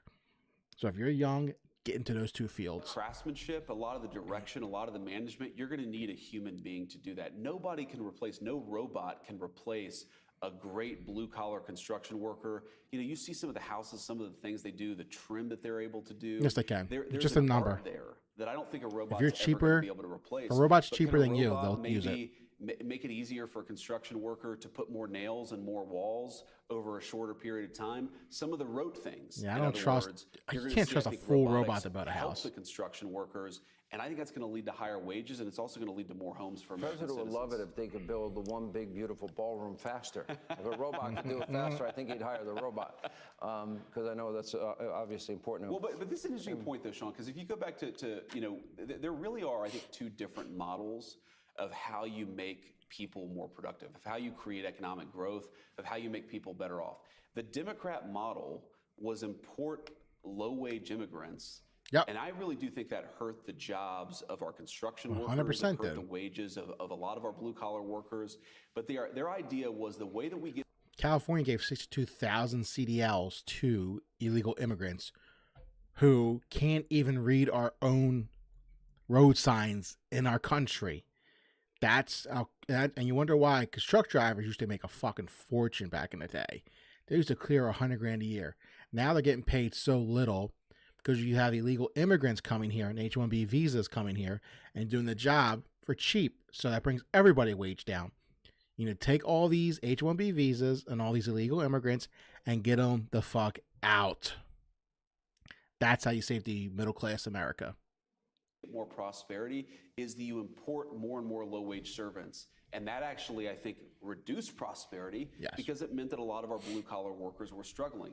But if you use technology and you empower the blue-collar workers rather than replace them with foreign labor, I think they're going to do way better. They're going to make higher wages, and the whole country is going to be better off. In other words, do you depend on low-wage immigrants, or do you depend on American citizens bolstered by technology and innovation? Sadly, in this country, they depend more on immigrants. They don't care about anything else but to get the job done as cheaply as possible. And that's why, like, giant evil corporations are just fucking terrible. I hate fucking corporations so much. Here's part 2. You first become the vice president, and I had well, first I interviewed you at the convention. The very first interview I did as the VP nominee. The first interview, thank you. There you go. And we had an interview right after you got sworn in. You're almost on the job a full year. Tell me about the job. And by definition, you have to be ready at a God forbid, moment's notice. Sure. I think that's a heavy weight to put on anybody's shoulders. Obviously, if you obsess about it, you're gonna. Yeah. I don't think that'd be healthy. You seem to go with the flow pretty well. Do you have quiet moments? You think about that? Yeah, honestly, Sean, I try not to. I mean, one, I serve under Donald Trump, who is very healthy. He casts a pretty big shadow. He casts a big shadow, but if I served under Joe Biden, I'd probably be worried every minute of every day that he was going to croak and that I'd have to become president. That's true. You think that a couple times it would have happened. He was probably close to going down a few times. I'd never be able to sleep. I'd always have my cell phone as loud as possible. But no, the president, one, you know, he's got a lot of energy. He's extremely healthy. So I don't think about that. Obviously, that's part of the job, is you've got to be ready if tragedy strikes. But the thing that I try to do, Sean, is I just try to be as much of a force multiplier for the president and the whole administration. Yeah. You know, if the president needs to talk to 10 people in Congress, he can only make 5 of those phone calls. I can make the other 5. If the president needs to meet with a business leader, but he can't meet with them because he's meeting with somebody else, then I can meet with that person. If the president needs somebody to go visit a factory, he can't do it for one reason or another, then I go and do that. And what I try to think is, so long as the president trusts me, and so long as I'm loyal to the president in return, then he can just have me go and do something and not worry about whether it's going to get done, not worry about whether somebody's going to blab to the media about it. That's the way that I try to approach this job. Is the best use of my time is to be a force multiplier for him in the administration. That's what I've tried to do. I think that it's worked out really well so far. Yeah. But part of that is also the president you serve under. You know, when you talk to people about the job of vice president, it can either be a really high impact job, a real partnership with the presidency, or it can be a job where you sit around and hope the phone doesn't ring. Yeah. And because the president trusts me and because of the way that he does his job, he's made it possible for me to be very involved in the business of running the country. That's an awesome thing. It's an exciting thing. I pinch myself every day. I mean, look where we are, this beautiful room. And I try to remember that it's a great honor and a great blessing to serve, and I just try to do the job that I can every day. The last place my parents ever thought I'd be. Perfect answer. I'm just visiting. What have you learned from President Trump? I mean, he is a force of nature. He is. I've known him 30 years. What have you learned from him? You know, a few things. Number one, the president is amazing at compartmentalizing things. When something is going on, there's always a crisis. The very best day in the West Wing, there's at least one crisis somewhere in the world that somebody's putting at your desk. The president has an incredible ability to sort of say, okay, focus on that for 15 minutes and then go and focus on something totally different for 15 minutes. That's not naturally how I am. If something bad is going on, I tend to want to think about that thing and solve that problem before I go on to something else. The president is incredible at that compartmentalization. I think that's one of the reasons why he can handle 10 different problems at once, is because he's able to troubleshoot and then move on to the next thing, troubleshoot and move on to the next thing. The second thing that I've learned from the president, Sean, and I've tried to absorb it as much as I can, and I think some of this is just who he is and his natural instincts, is he has better instincts about human beings than anybody that I've ever met.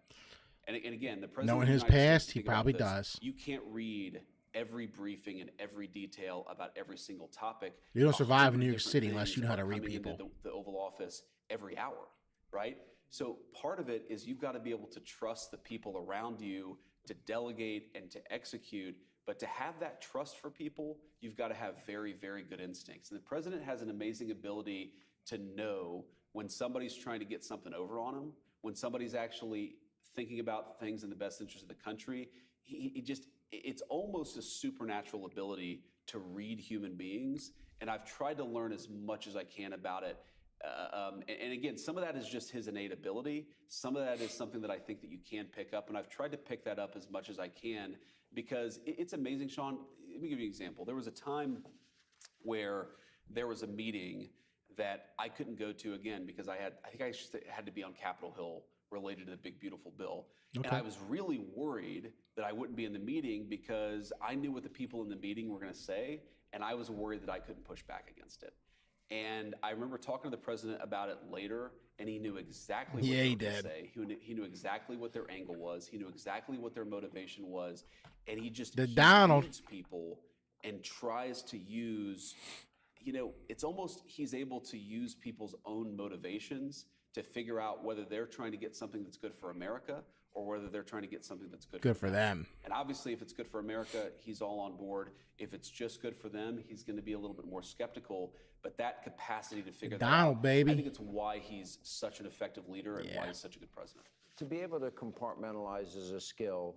To have discernment also, I think, is a gift. Sure. And I kind of feel like a lot of my life I've had the ability to read people very well. Yes. And it served me well in my life. You know, I think that I have that ability too, but I think the president takes it up to a totally different level. His discernment is really remarkable. The energy level is beyond. I mean, I went on a golf trip with him.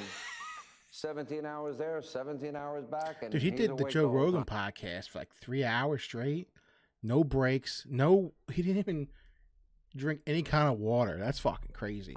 It's unbelievable. And he expects you to be awake. Well, it's unbelievable. It's actually, I joke with some of the cabinet because the president and I can't travel together. That's one of the things, right? We're never on the same airplane. Right. And they're always like, you're you very saying lucky. You like that? Well, they're always saying, you're so lucky because if we go on a 20-hour trip somewhere, he doesn't sleep the entire time. He doesn't. Of course, if he's not sleeping, I if think he's working, he expects everybody else to be. During the last stretch of the campaign leading up to his presidency in 2024 last year, he had the last, I think it was in Michigan, his last rally. I think it was Dana White and Don Jr. said he was up for 72 hours straight and was just sharp as a fucking tack and just went in for the kill and did, campaign speech after campaign speech. He did rally after rally, 72 hours straight, no sleep, and he fucking killed it. That's insane. Working too. So again, and he's 80-something years old, like 81, really I think. Off the charts.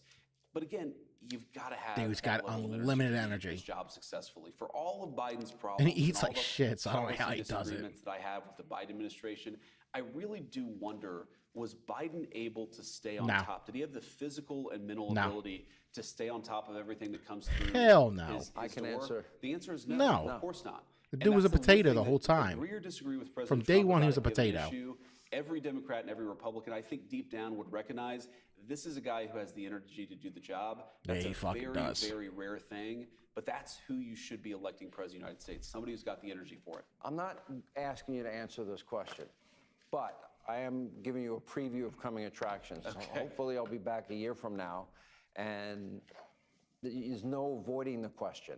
Okay. Because we will have just gotten through the midterms. Sure. The 2 days after the midterms, we get into a cycle. Yeah. Meaning 2028. Of course. Have you thought at all? I mean, I would think it has to go not through your yet. head. He ain't thinking about it. In the Oval Office every day. I'm sure, the times that I've been there to visit and they throw me out is, I pinch myself. I never thought as a kid. I hope he growing up, runs. He has a very good my mom chance was of a winning prison if he guard, runs. My dad, a waiter and a Family Court probation guy. I'd ever be in that building, It's right? an amazing country, isn't it? Amazing country. Yep. Somebody made a mistake. But, but in all seriousness, this is coming fast. Sure. Thinking about it all? Nah. I would say that I've thought about what that moment might look like after the midterm elections, sure. But I also, whenever I think about that, I try to put it out of my head and remind myself the American people elected me to do a job right now, and my job is to do it. Yeah, great answer. If you start getting distracted and focused on what comes next, Those I think it $2,000 actually checks makes the job that you people are have. expecting to get from the And tariff here's what'll revenue, happen. I mean, look, we're expected to very hit focused on the midterm just before the elections. I midterms. think because what the president has set in motion To get you out there to is a vote, long-term which is smart. economic revitalization effort for this Gotta country. get them votes any way you I can. really want us to win the midterms because if the Democrats get in power, they're going to try to screw up a lot of the great things the president of the United States has done over the past 10 months. Again, trees that have been Absolutely. planted, some of which won't even bear fruit for a few years. I don't want the Democrats to screw that up. So we're going to win the midterms. We're going to do everything that we can to win the midterms. And then after that, I'm going to sit down with the President of the United States and talk to him about it. But let's focus on the now because we've got well over a year to do as much as we can for the All American people. energy has to be focused And right my now in the attitude, Sean, is, midterms. look, if we do a good job, the politics will take care of itself. If we do a terrible job, the politics will take care of itself in the other direction. So I'm just going to focus on the job that I have. I found it a really Very smart interesting answer. and Very smart. Actually, intriguing comment that you made, saying that Marco Rubio is your best friend in the administration. Yeah, yeah. You know, and by the way, no some one's people Rubio, I would think would Vance naturally Rubio think, well, ticket. maybe they might eventually one day be rivals. That could be I didn't get that impression at all in your comment. Dude, that'd you know, be I don't awesome. feel like that at all. And I mean, look, if Marco eventually runs for president, then that's that we can cross that bridge when we come to it. But one, look, if you get to Donald a situation, Trump wants to design the next ticket. I you know he that. does. I He'd know like he to does. take control of that. Yeah, but you know, but people have asked me, well, you know, do you see Marco as a rival? First of No. all, if either one of us end up running, it's a long ways in the future, and neither of us is entitled to it. So I think it would be Could be somebody you don't even know ridiculous for me coming out of to say, nowhere well, and get the Marco's bid. a rival. No. Marco's a colleague. The President of the United States has asked each of us to do two very important jobs, and that's what we should focus on. And there's, you know, when I say that Marco's my best friend, that's no insult to anybody else in the administration, because, you know, when I came into the Senate, Marco was a bit of a mentor to me. He's one of the younger guys in the Senate. He's got, you know, by the standards of Washington, he still has a young family. He's got kids who are in law school and college. And so there's just a lot of commonality that we have. We're both people of very strong faith, and our wives get along well. It's just, he's a good guy. And I like coming to work with him, and I like talking to him about the things that confront the administration, confront the presidency. We don't need to drag it out. But let me just say one other thing about this. Here's why the presidential focus, the 2028 focus, I think is bad, is because You got to focus on the midterms. in my job or anybody else's job, asking yourself, what's good for my future a few years down the road, you're not going to do a good job right now. The True. question that I try to ask myself is, what is good for the president, the administration, The and the country. American people right now? That's what I have to be focused True. on. And I think so long as I do that, again, politics will take care of itself. I think it's a good message for everybody. Honestly, do your job. If you want to think about something else, do your job. Do your job that day. I think that's a good message for everybody. Want even more Fox News on YouTube? Become a Fox News. Great interview. Awesome fucking interview. Great questions. Great answers. Fucking dude. JD just fucking nailed that interview. I hope he runs in 28. I hope Rubio becomes his VP or vice versa. Well, no, vice versa. You can't have two VPs at the same time. Like, JD can't be VP again. But great interview. Loved it. Great answers. Great quest. Awesome interview. Great questions. Great answers. JD knocked it out of the park with every one of them. Fucking killed it. I hope he does run for presidency in 28. I think he has a great chance of winning. Just really hope he does great, man. His whole administration, I think, has been doing great in my opinion. But I'll leave it there. Let's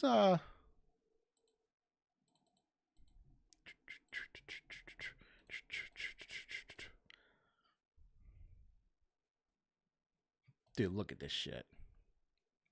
Pathetic.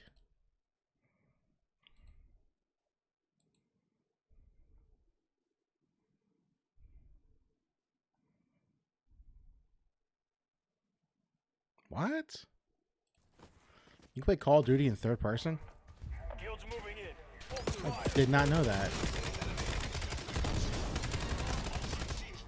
Huh. Wow. Holy shit. Wow. Is it like a feature or that looks like a feature? Doesn't look like a bug. Holy shit. Pop.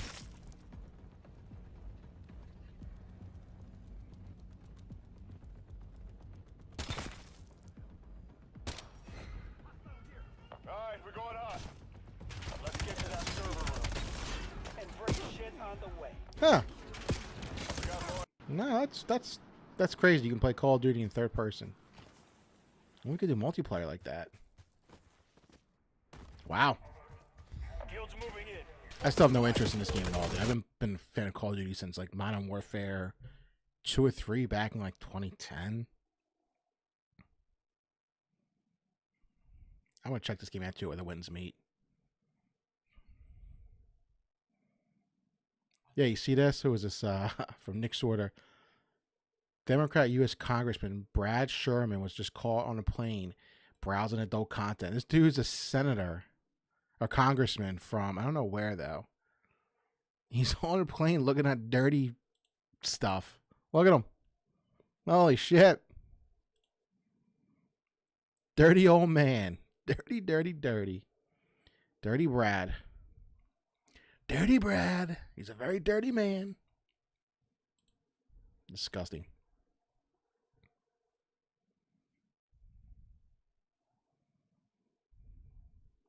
Trying to look. Here's this video right here. On a planet.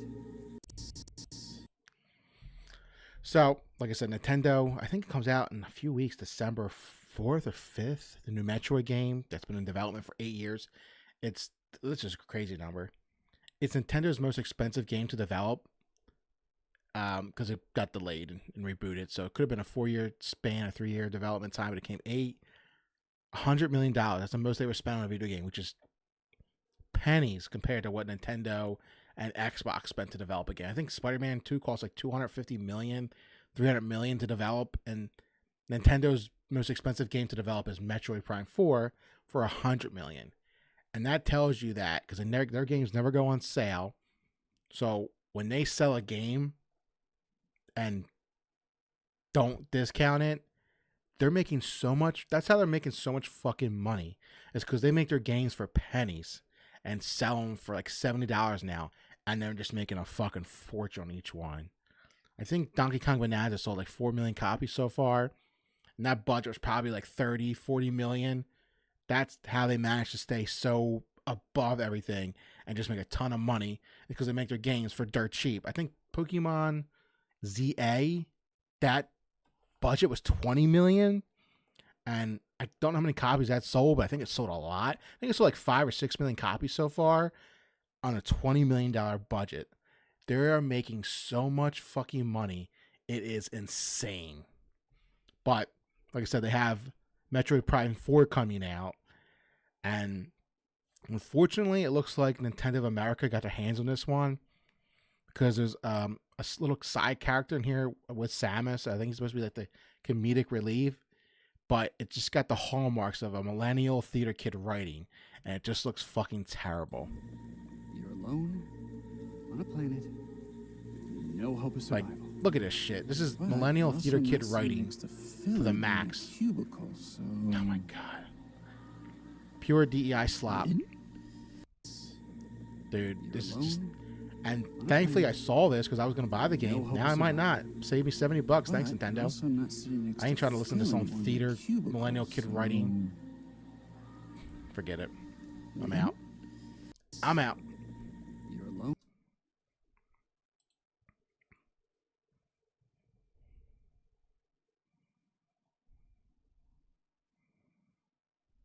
What's this? Trump makes Venezuela strikes as 15,000 U.S. troop mobilized. Oh, shit.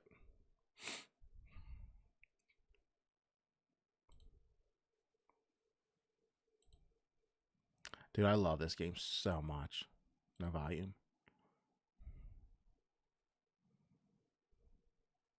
Could a whirlpool.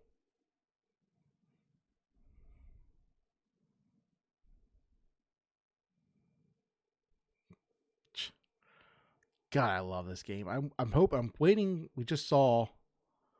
I think they're bringing Red Dead 1 to PS5, Xbox, Switch 2, all that stuff. Hello, old friend. So, like I said, they're bringing. I guess it's like an apology for delaying GTA 6.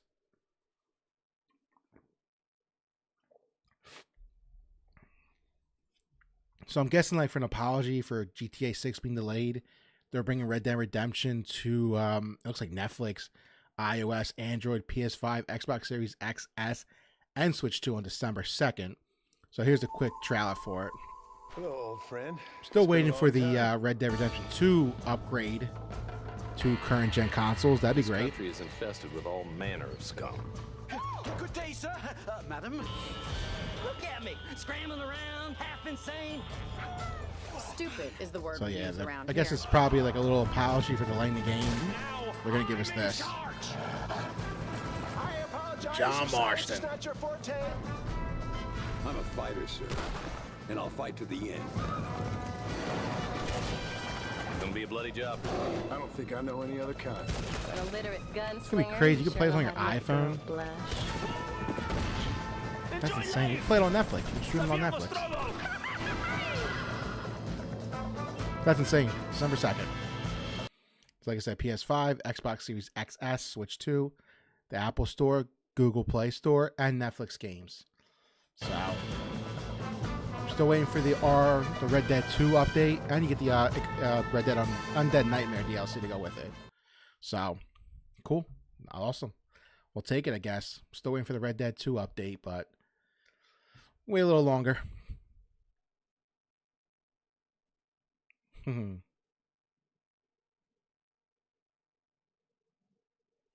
Yep, so everyone's waiting for Red Dead 2.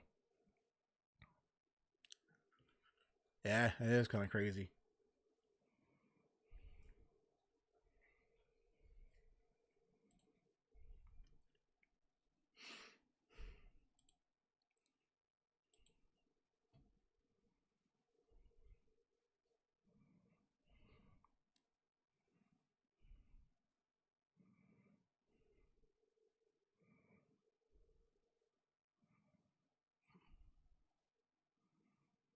Let's play some video games. Let's jump into some my next series I want to do was I like to stream series. I did all the Resident Evil games called Road to Resident Evil. I did all the main ones, the numbered ones really. 1 all the way out, like even the originals. I got them on GOG, so I did like 1. The remake of 1, I did Jill. The original I did Chris. Then I did RE2 original, Claire Leon, RE2 remake, 3 original, 3 remake, did 4 remake, 5, 6, 7, and Village all the way up. You know, I'll probably go back and do Veronica too, because that is technically the real Resident Evil 3 in my opinion. It is Code Veronica, so I'll probably go back and do that before Requiem comes out. But I either want to do next all the Arkham games, or maybe all the Uncharted games, or the God of War games. So God of War 1 all the way to Ragnarok. So I don't know. I'm going to put a poll on Twitter, so if you want to check that out, I'll probably go live tomorrow. And it's just Console Core on Twitter. Console Core with an extra E. So I couldn't get just one E, so it's an extra E. So Console Core with an extra E. Check that out. But let's play some REDSEC.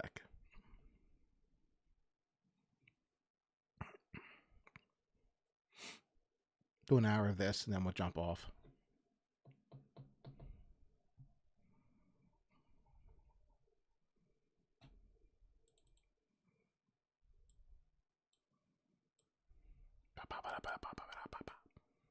Come on, what the hell?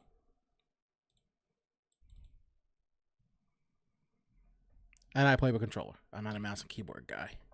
Mouse and keyboard are for typing emails, not playing video games. That's what your controllers are for.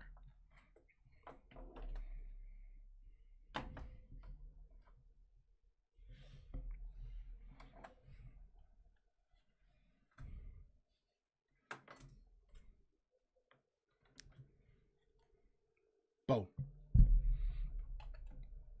Although I'll tell you what, though, that Steam 2 controller is looking, or they just call it the Steam controller. It's looking mighty good. I might have to pick that up when it comes out.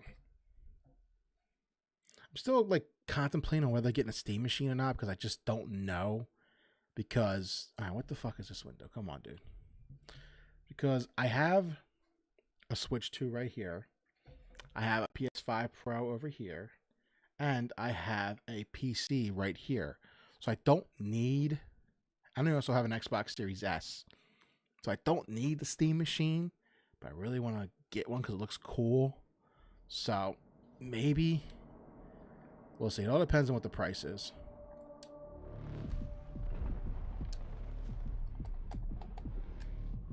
Nah, what the fuck?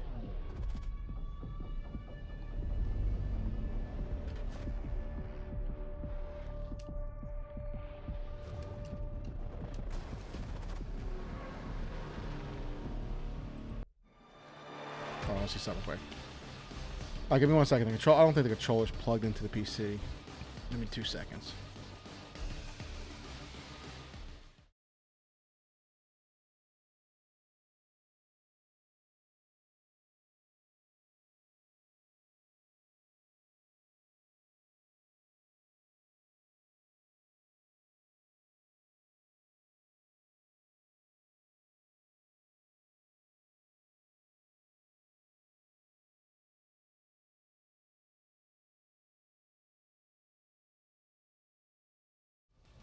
It was not connected to the PC all the way.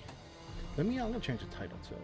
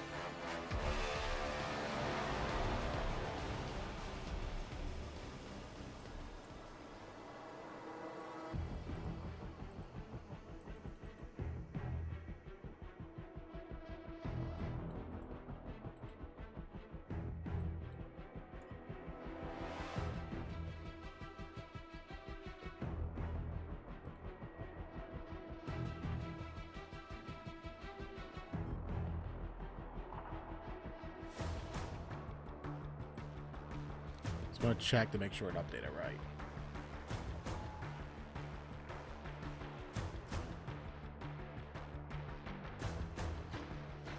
Yep.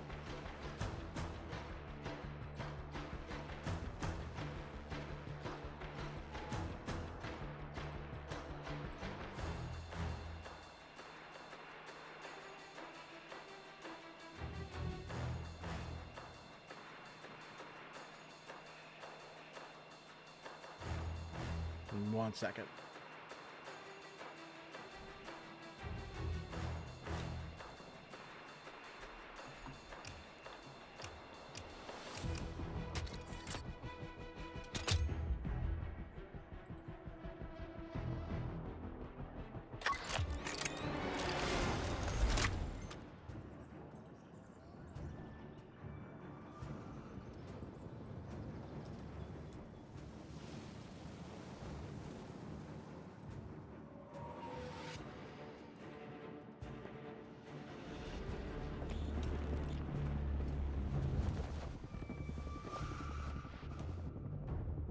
Alright, we're good.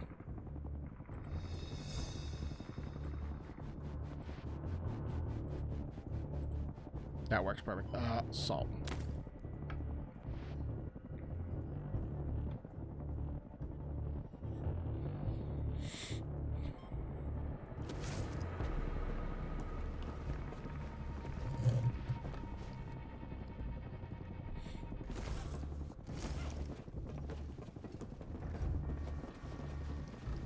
There we go.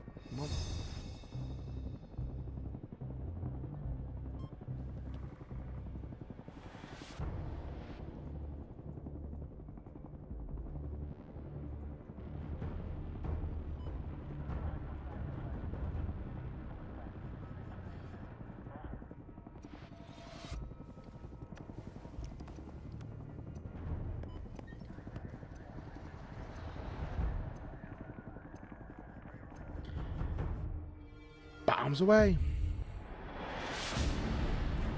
I'm playing with my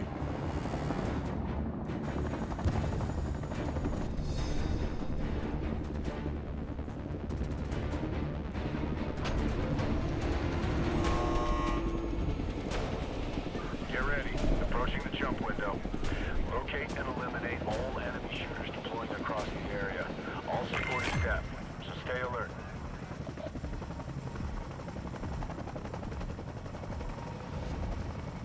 Ba ba boom. Go for deployment. Give them hell.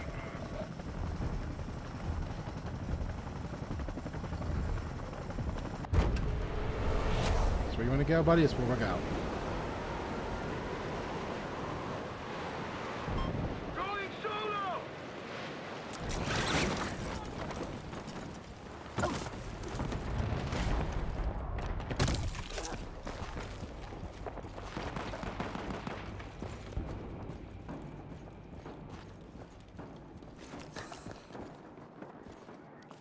Fuck. Heads up, we got the danger point.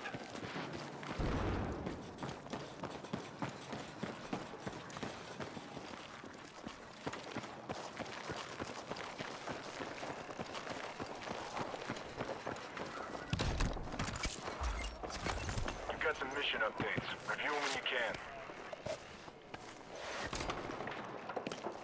Alright. Well, I got 1 for 1.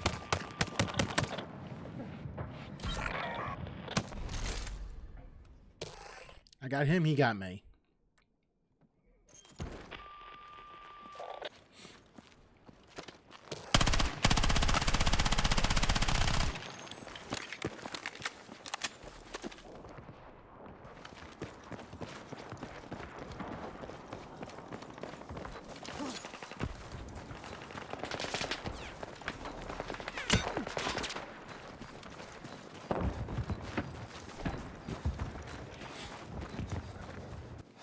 And we're back.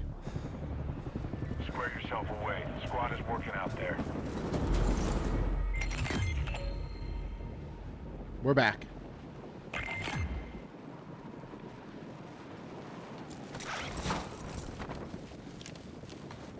Look at that. Right on top of him.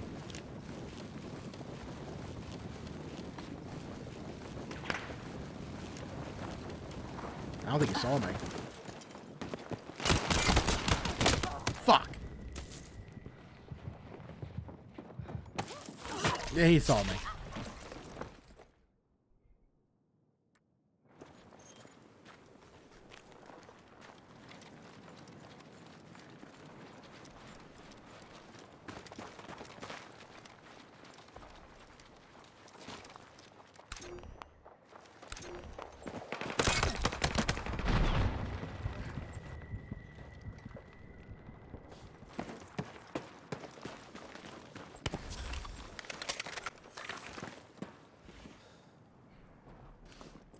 Now, oh, there you go, right there. Get him. Oh, dude, you missed. You missed again. Got a bad feeling about that.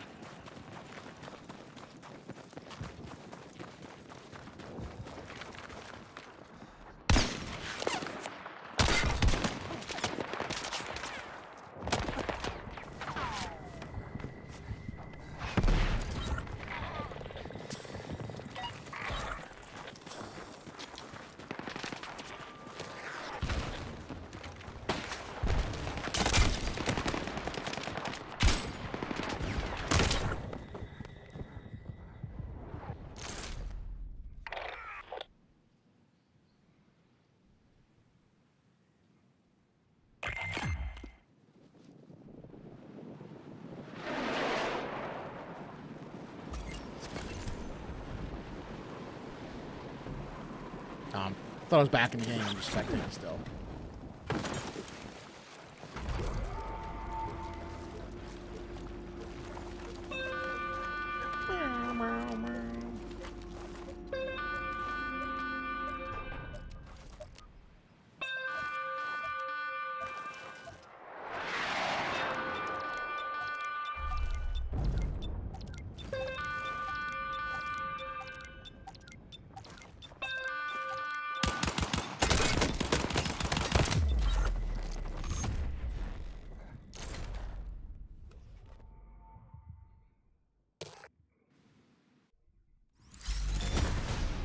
Side's been wiped out. You'll get it next time.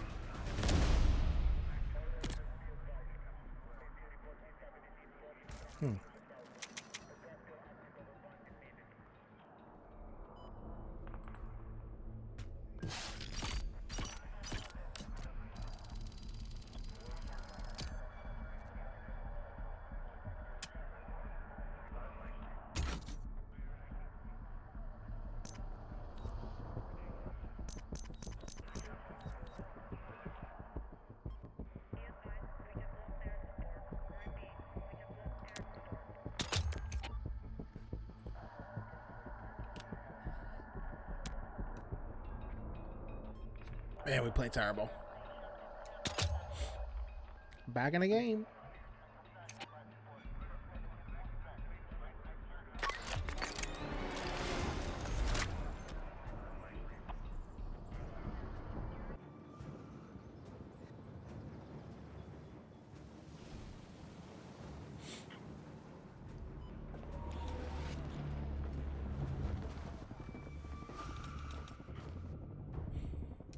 I'll go recon, why not?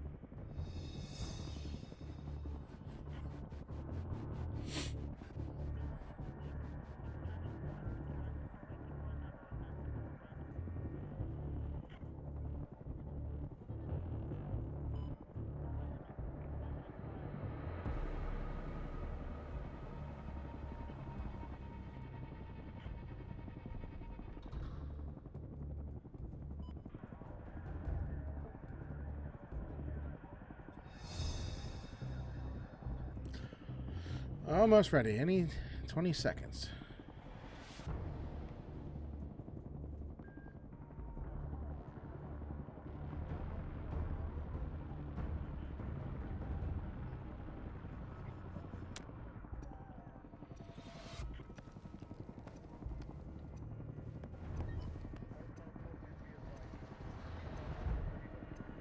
I feel like nobody plays like their class in this game, so it's just all free for all shooting.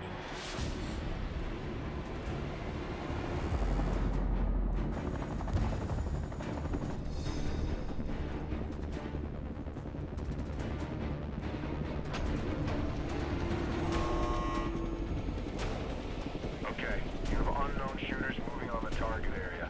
Make sure you drop them all. Get ready to jump. Ship it Hollow 12 is jump leader.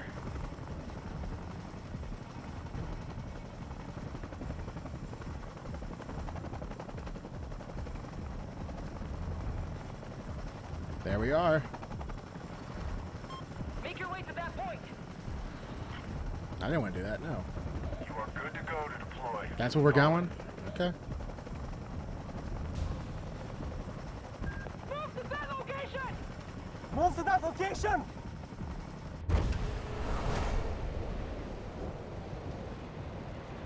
Oh.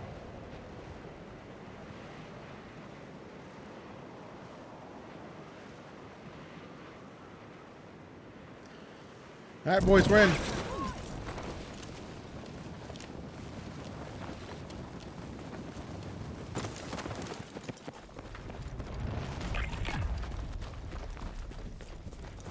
Did we get tank?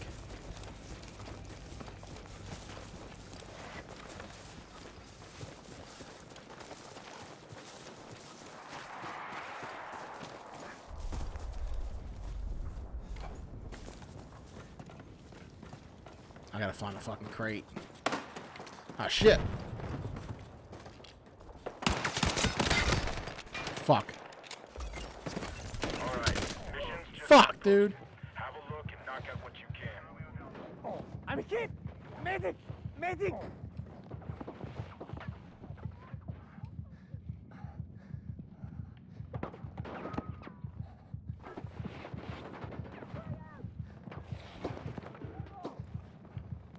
Come on, get me. Ah, all right.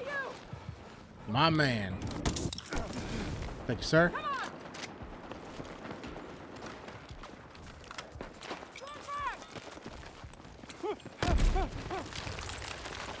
Hostile dropping near your location.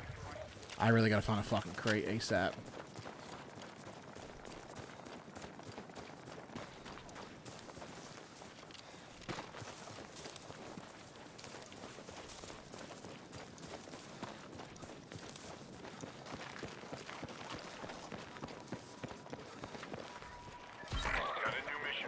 There we go. Contact. Hostile troops sighted.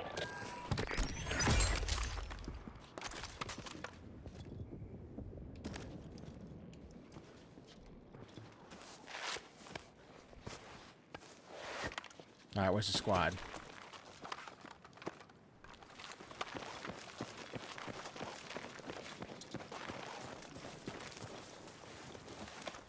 Let's rally on that RV point. Move. Need eyes on my lockstop. Enemy contact in my AO. Oh shit! Staying still.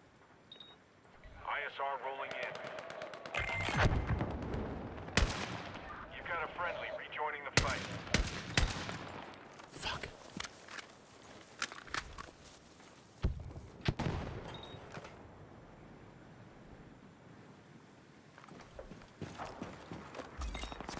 All right, new mission is up. Mark on your map.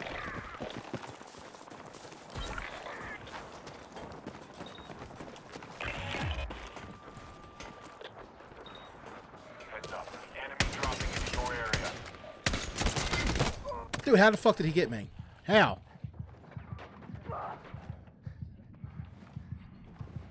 Need a medic. I'm hit.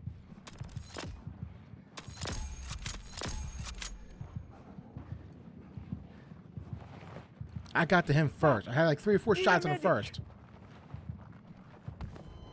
It's done. Dude, I shot him like 3 or 4 times before he even got a hit on me. And I get killed.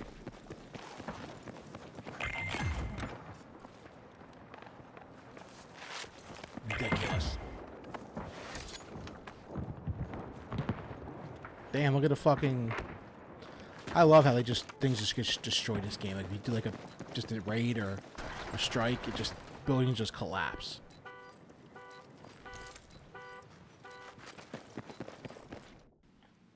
Damn, I had a nice loadout too, I think. Stand by to jump off. Squad is ready to RV with you.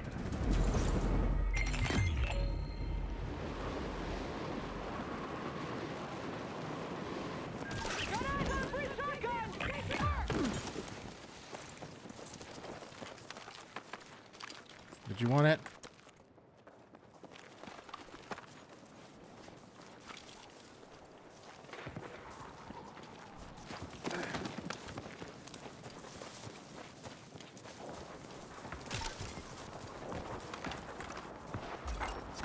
Check your missions.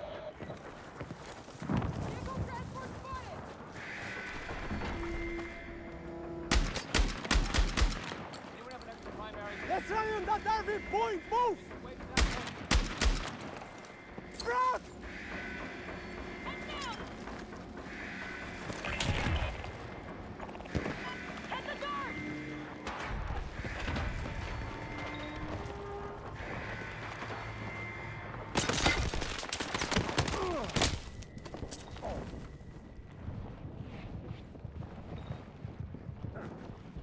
You've got an enemy vehicle in your area. Take it out with thermite if you've got it.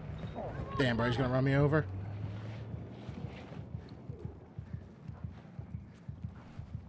I'm hit. Medic. Medic.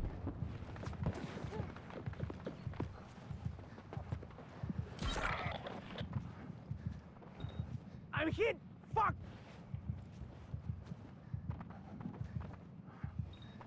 Hostile shooter jumping into your area.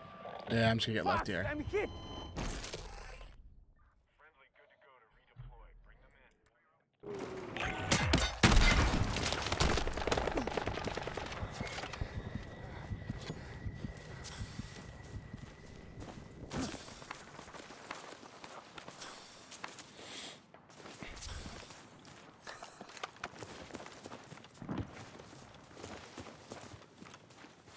Well, give me the next round.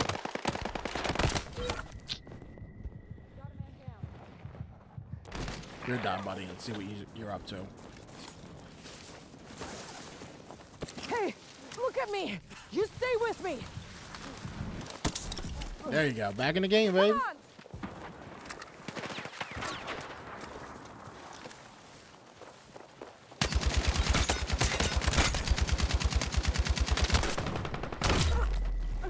It's like, dude, what the hell?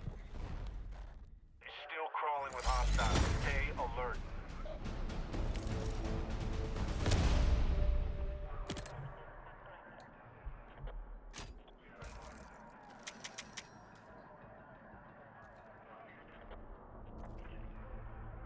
I do like the game put you like right back in like real quick.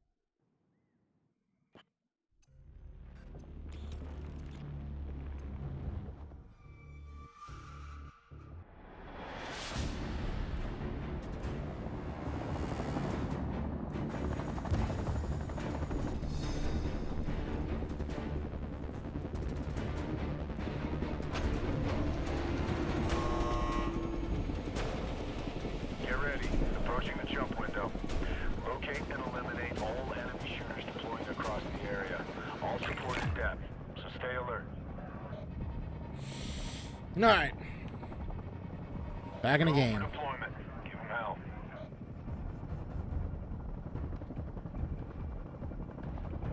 Reference, waypoint, move them now! Let's go there. There ain't fucking shit over there. Damn, cuz. All right, calm down.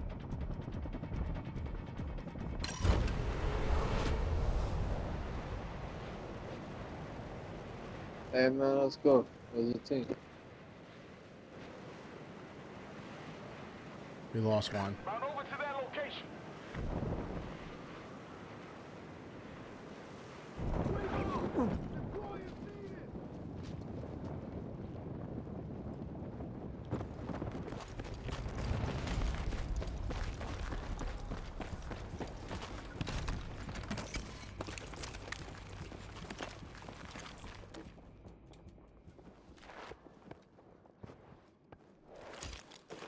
All right.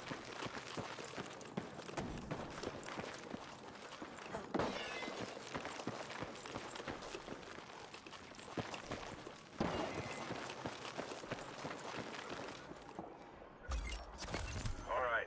Missions just got posted. Have a look and knock out what you can. Ooh. I will take this.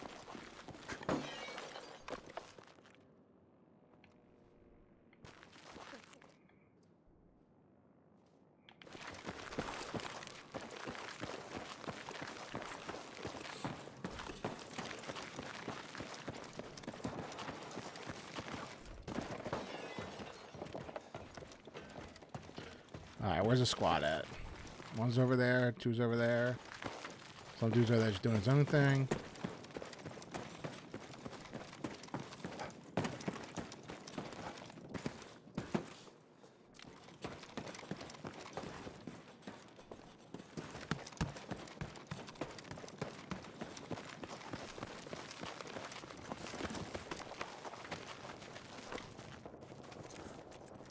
That storm's gonna come in close to us.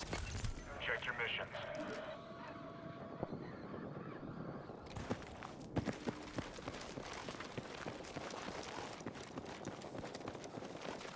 It's just me.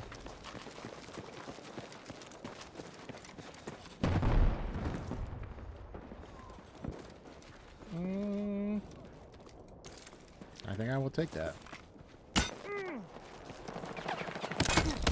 Fuck, where are they at?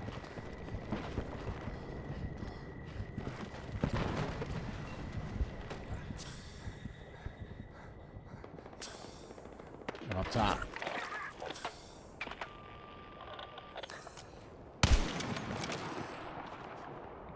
Come on. Gotcha.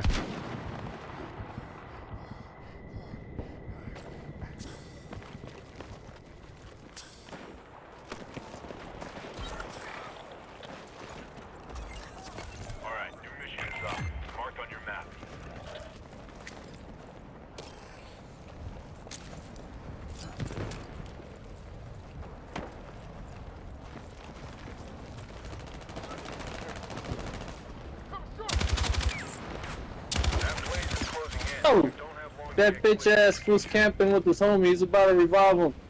He's about to revive him. Go for the kill, fool. What are you doing? Oh, you got slaughtered. You took too long. Wait. God damn.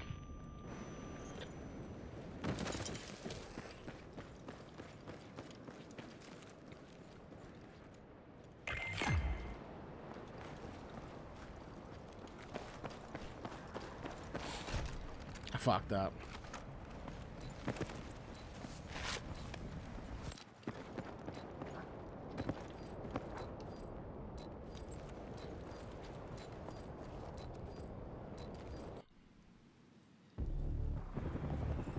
Cock and lock. You're heading back in. Heads up. Your grid's about to be compromised by NXC. Watch your back. Enemy has your lock scan.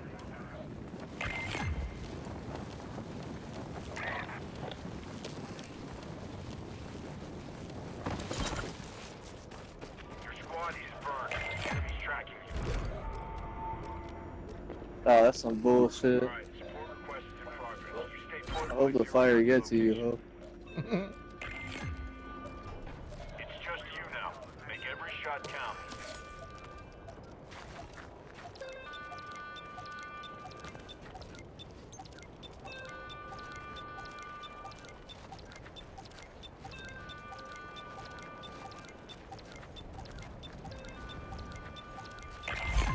Your reinforcements are on the way.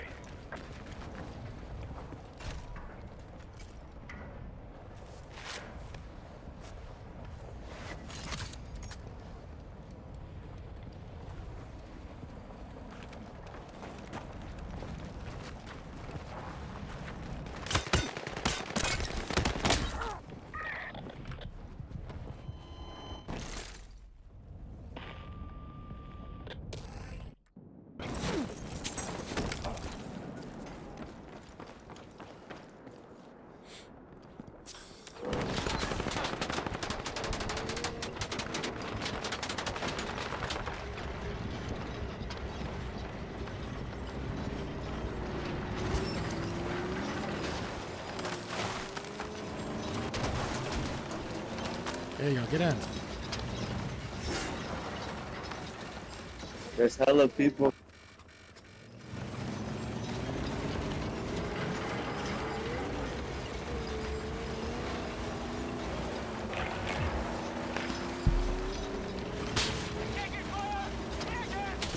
Jumped out. Run him over. There you go. Run him over.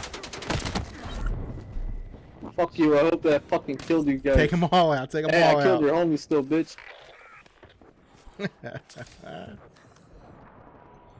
Good job.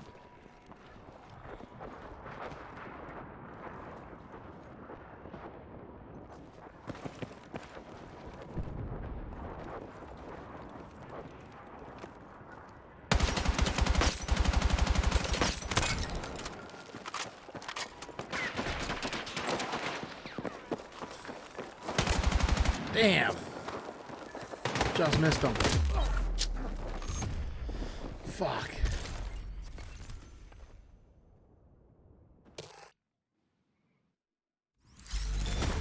Here comes that weapons drop. Damn, dude, we did that was terrible.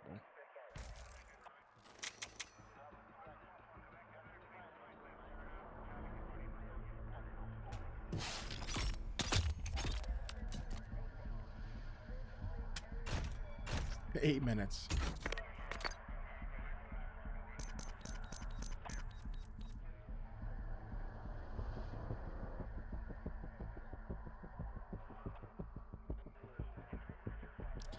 Do one more round, then I'm gonna log off. I gotta edit some videos.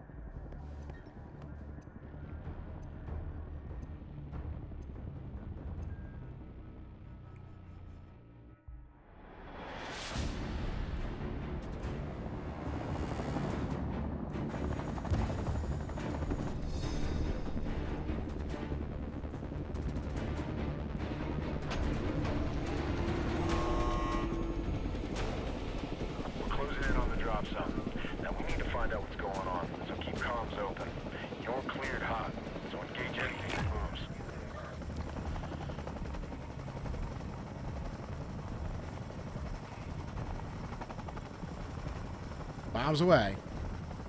Dobie Maguire. That's a great name. Dobie Maguire. I don't know why, but that's hilarious to me. You're greenlit to jump. Time to get dirty. Alright, Dobie, where we dropping? Heads up. Mission updates just came in. Any minute, Dobie. There we go. Dunkin' these nuts. Ball mash stew. All great names. We got Dunkin's the Nuts, Dobie Maguire, and Boil Mash Stew. That's a good crew.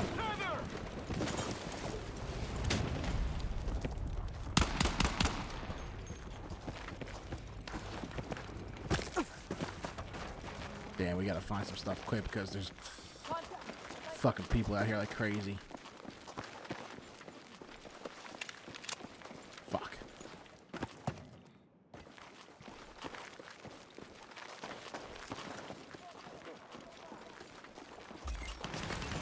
Got a new mission for you. Details on your map. Nothing.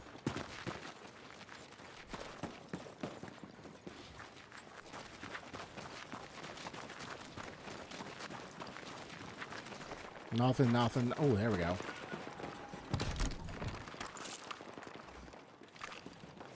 Hostile dropping near your location.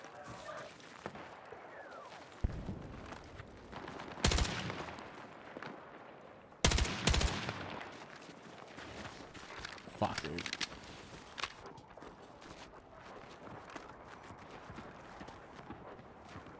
There's a bunch of dudes just dropping in. Contact enemy infantry.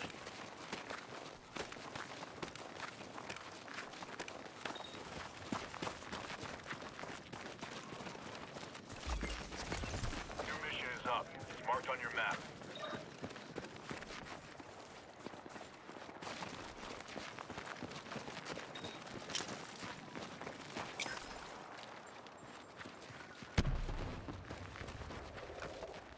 Thought I saw someone moving. I got enemy in sight.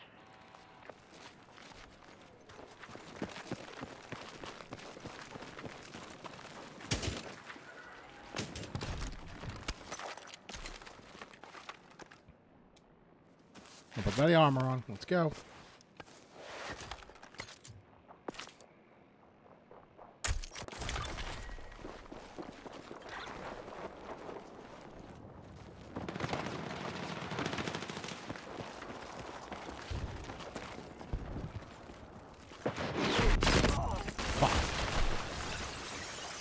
I don't know if that was a fucking hit or an airstrike. Gotcha, bitch. Thought you can pull one on me, but I got you. You made you do a spin.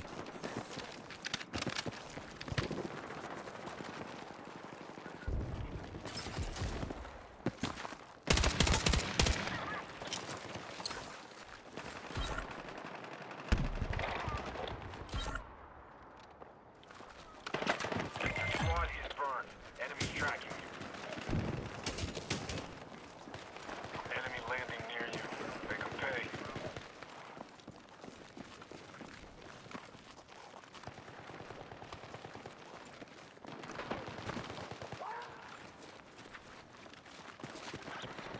Try and flank them. Check your mission. Fuck.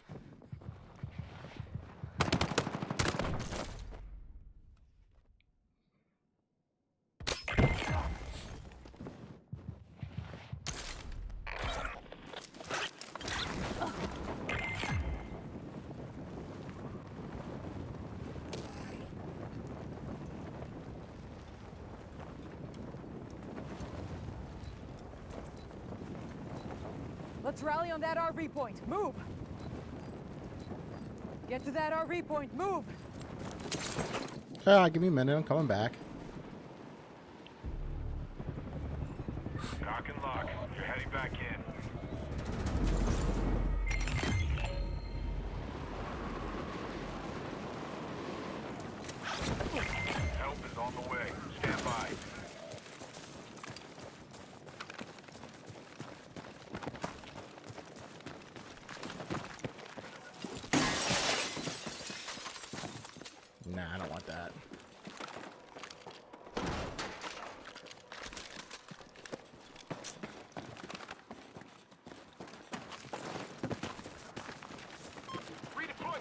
sighted.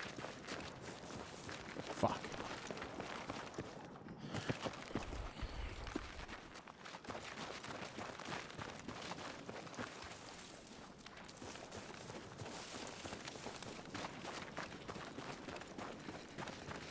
I gotta find another crate ASAP. Some dude's flying a helicopter over there. He's gonna fucking crash it. Oh shit, he just crashed into the buildings. Holy shit, I think he deployed that last second. That was fucking crazy.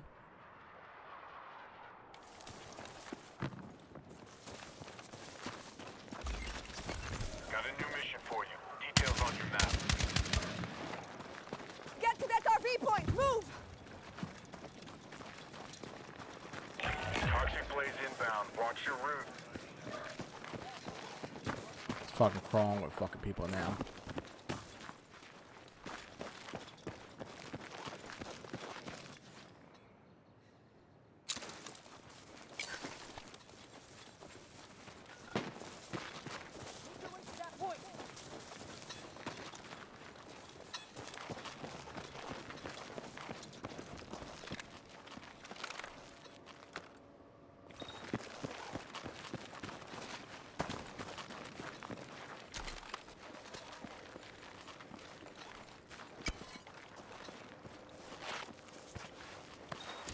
Okay, we're good.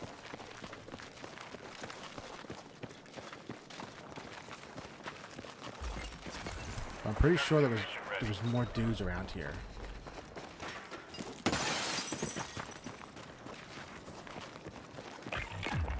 Here comes that weapons drop.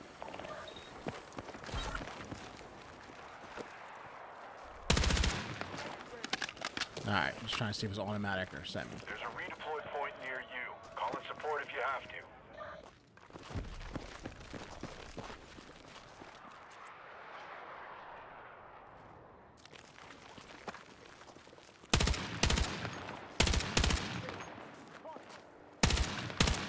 Fuck.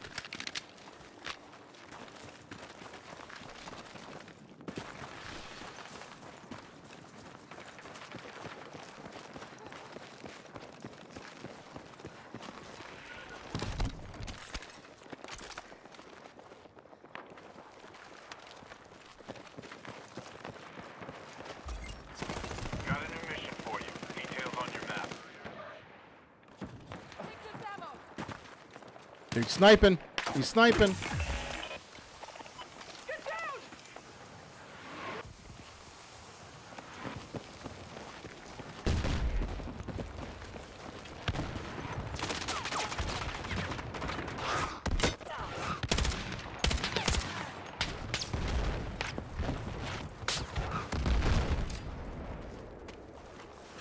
See, I can't tell if he's on the top of the roof or in the, there he is.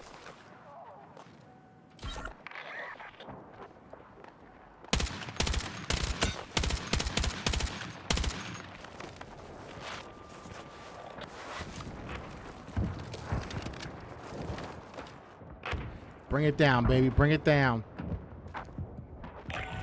Lots of shooters out there. Stay on target. Heads up. Check your map for new mission details.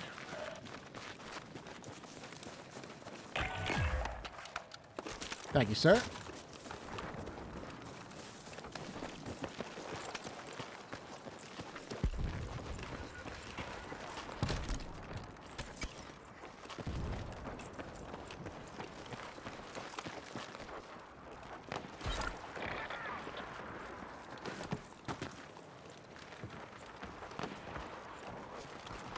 It's just you now.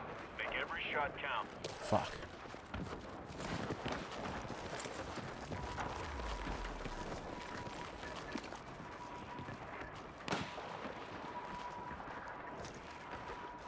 Where is a... I'm not drop. I need fucking...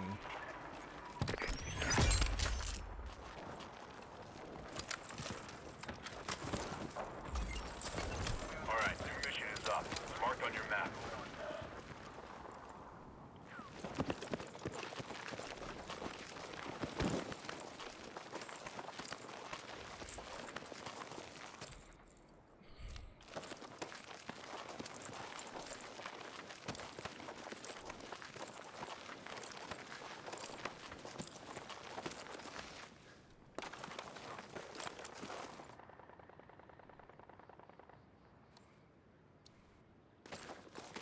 I'm gonna get a spot. I'm just gonna chill here for a minute.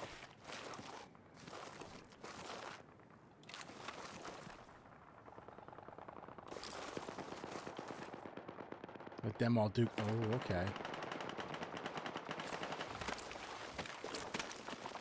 Someone up on top of the roof.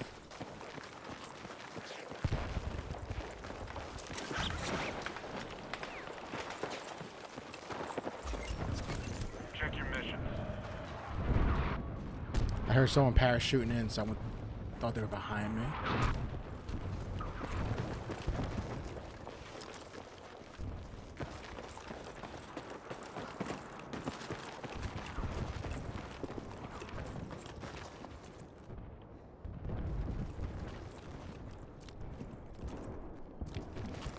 So I need to get over here.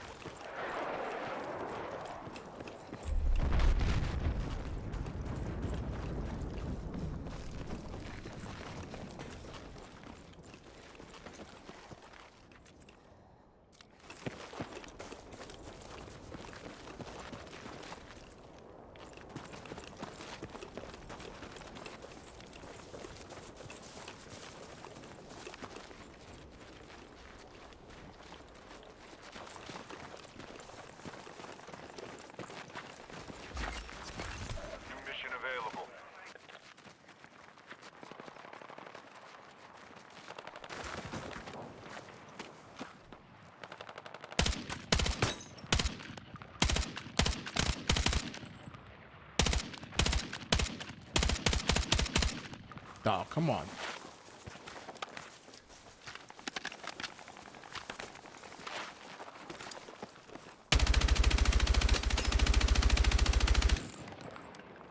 Dog. Half the fight's behind you. Don't let up.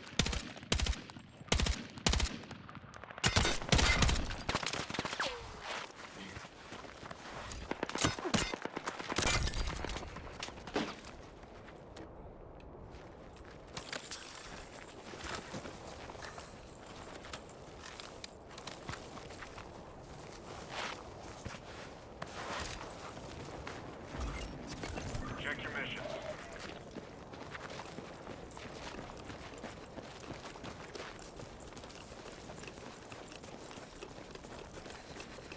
Alright, I gotta try and come from around, hopefully.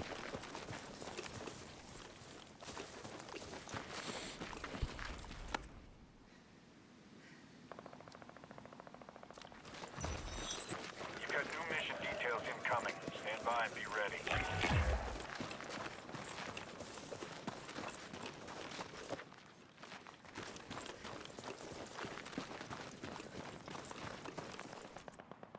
Alright, I'm in.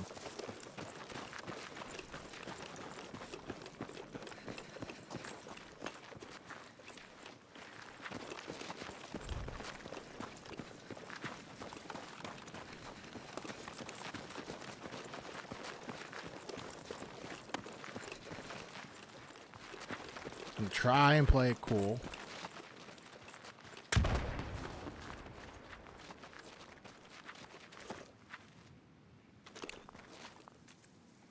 Right now I'm in a good spot.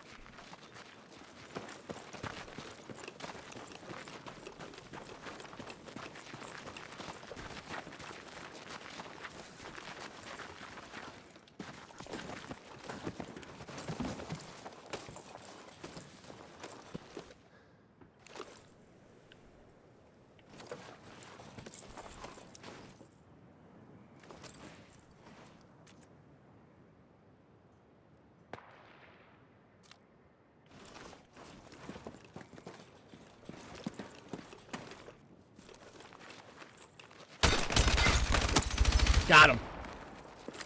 Booyah. Gotcha.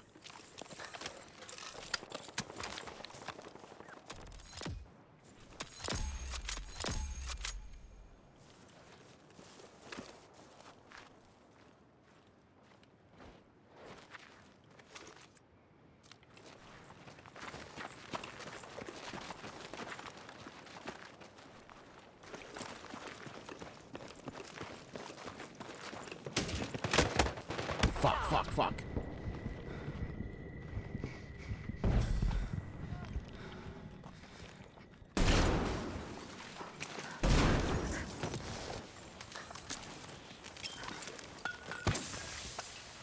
I'm hoping it brings them in this way.